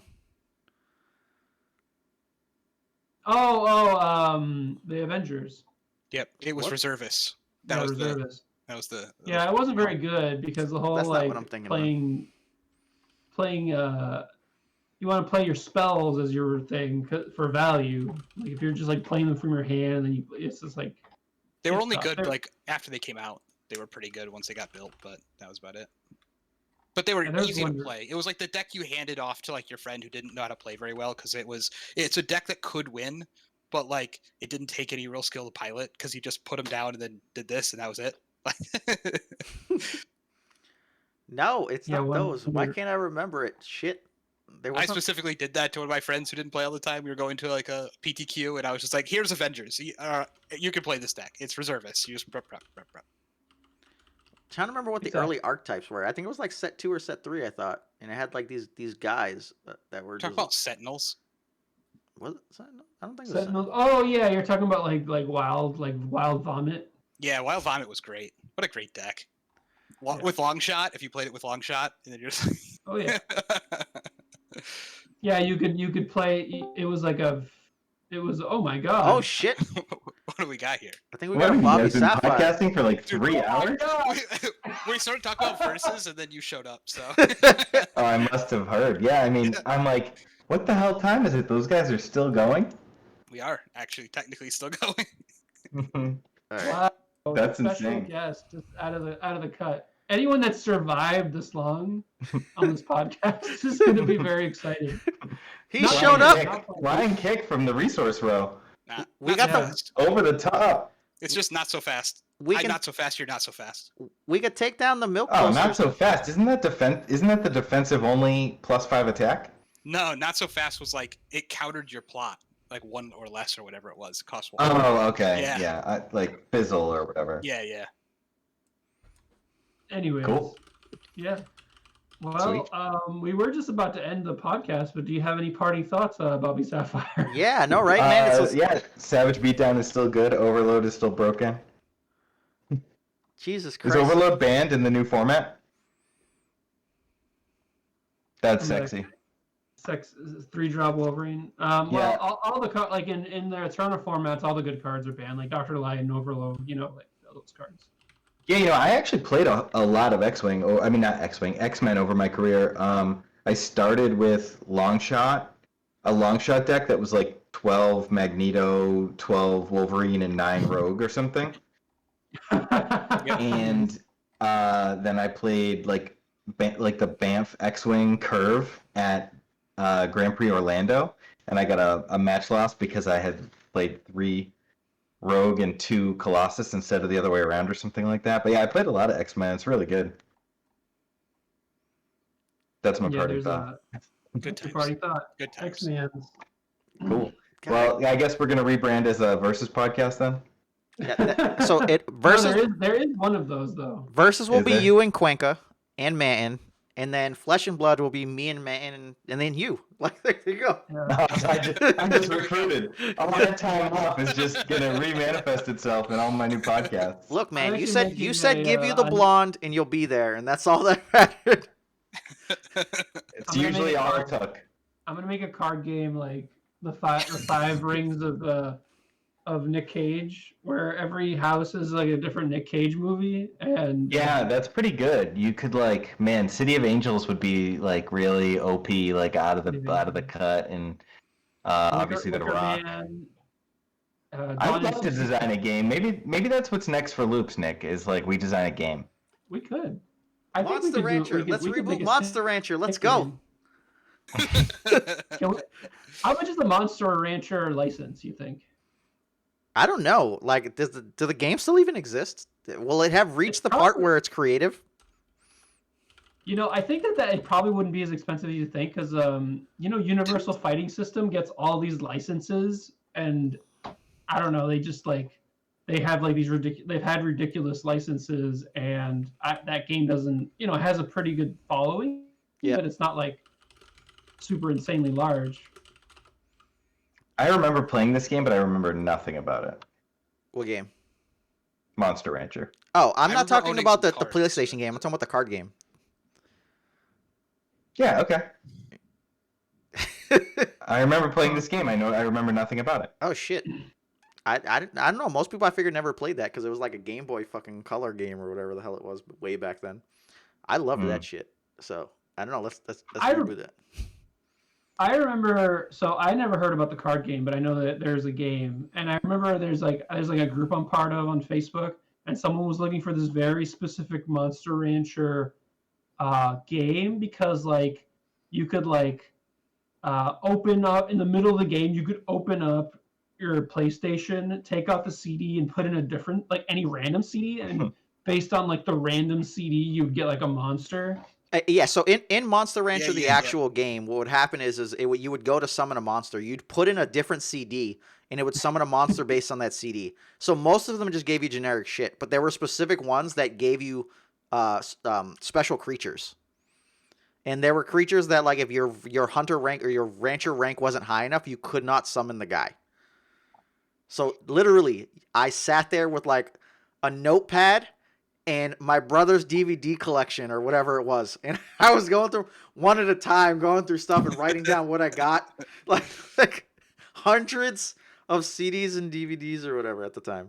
This is the best thing Cuenca could ever get involved in because he must have like infinite discs just lying around his apartment, like, Yeah. I wonder if I buying could and pull selling one and down stuff. just by looking. No, I actually don't have anything around me right now. But I had one really good idea for a card game, and so I was thinking about the cost of a sort of a floor. And feel free to steal this idea because I'll never do it because I'm lazy. But a floor for value. So, and I thought that I don't know if you can actually do this, but essentially there's two ways you can do it. You could do like the whole NFT route where like you have like collectibles that are like linked to a specific yada yada yada. But you could also have like cards that are like scratch ticket cards, and then when you like scratch them off, there's like a certain amount of like cryptocurrency that will be linked to a wallet. So like if you have sealed product, you could put like a very minute amount in like every card as a wallet. So that way like when you it like the value of the cards will always be worth something, and if like that shit ever like exploded in value, it would be worth like insane amounts of money. So that was my idea. I thought was Okay, so an NFT crypto CCG sounds well. good. There is the NFT crypto thing, and there is actually a game that's like basically like a Hearthstone ripoff that is an NFT crypto thing. And it looks like I think that idea is like good. It's just I don't that game looks like it's just Hearthstone, and like I don't know how good that is, but I'm thinking more like you put literal money in cards. So but I don't know. I feel like that might like be So some like you kind of scratch and you're like, oh, 0.0001 Ethereum, or you scratch and you're like 0.002 Bitcoin, and you're like, yeah, yeah, And the yeah, cards have that exactly. Okay. value. Cool. All right, so just loan me some of your Bitcoin, and yeah, that sounds good. We can make that happen. We'd have to do it off of shit crypto. Right, yeah, you get loot bucks. Yeah, but you'd have to have someone like make a freaking TikTok video where it's like, I got 0.03 Bitcoin. Let's go. All Dogcoin. Just put Dogcoin in there. Doge. There you go. Dogecoin. Let's go. There should be no shortage of Dogecoin. Exactly. And everyone would buy it because that's the meme. And there you go. Successful game. Done. We did it. Yeah, I think like There you go. NFT CCG could be decent. I'd have to really wrap my brain around that. Maybe that's my summer project. Yeah, if you want to talk about it, I've thought about it a freaking lot, and obviously there's like the whole technical side that I have no idea about. And then there's this whole like if you really wanted to make a lot of money, then you probably have to do a digital thing. But I don't care about making a lot of money, so I would be fine making a little bit of money and just like having it sort of like this collectible boutique game where it's like, oh, it's like kind of cool and it's like crypto kitties or whatever.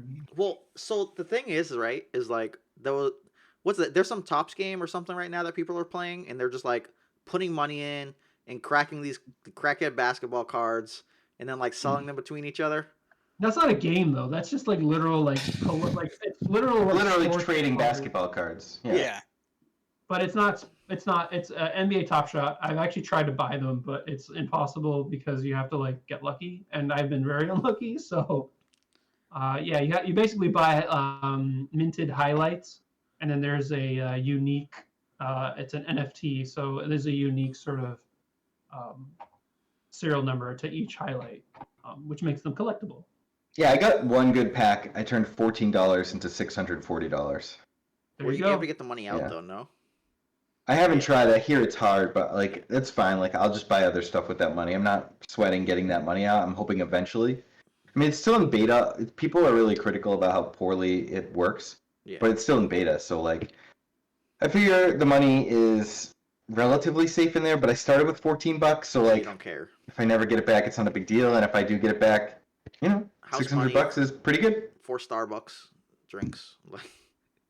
I'm off Starbucks. Oh. Thinking like, oh, I could buy like a $20 pack a week. Like, sure, I won't go to the poorhouse, and like maybe it ends up being a scam, or like it crashes, and they just like realize like, oh, we could just like print infinite packs, and we'll make infinite money until they Mhm. realize that like we flooded the market, which I think is like the real like fear that everyone has, right? Like now it's like you have to be in a freaking waiting line, and you're scratching your butt because you're refreshing your phone, and then it falls, and then you oh sorry, the screen fell, you're out of the line, screw off. That's what happens. Yeah, I mean they actually do keep you in line but like you have to leave the like your browser has to be open on your phone or something. But like you can close the browser and it doesn't kick you out of line. But when we relaunch as Loops Lifestyle, we'll have an NFT episode and we'll go over it all. I don't want to Loops like All right, there Let's we go go. down this Let's rabbit go. hole.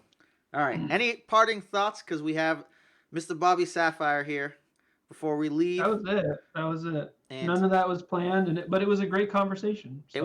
was perfect when he came in because it was just like he's been missing this entire time. We've been putting up posters like, "Where is this man?"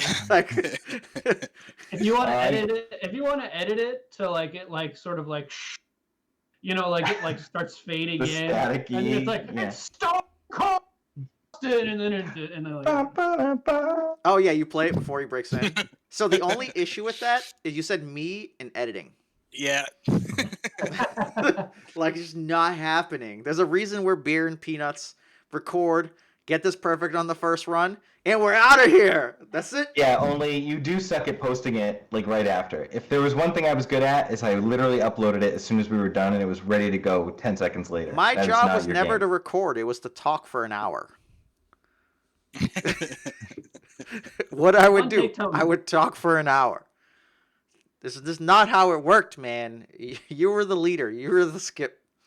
You got to do all that shit. I'm only here a- for along for the ride. You were the X-Man. You were literally the X-Man. The X-Men. It's a rudder. It's a rudderless ship now. It is. All right. Well, Even it was Peter- good talking to you guys briefly. I gotta get back to work. All right, we're gonna be out of here then too. Leave on that note.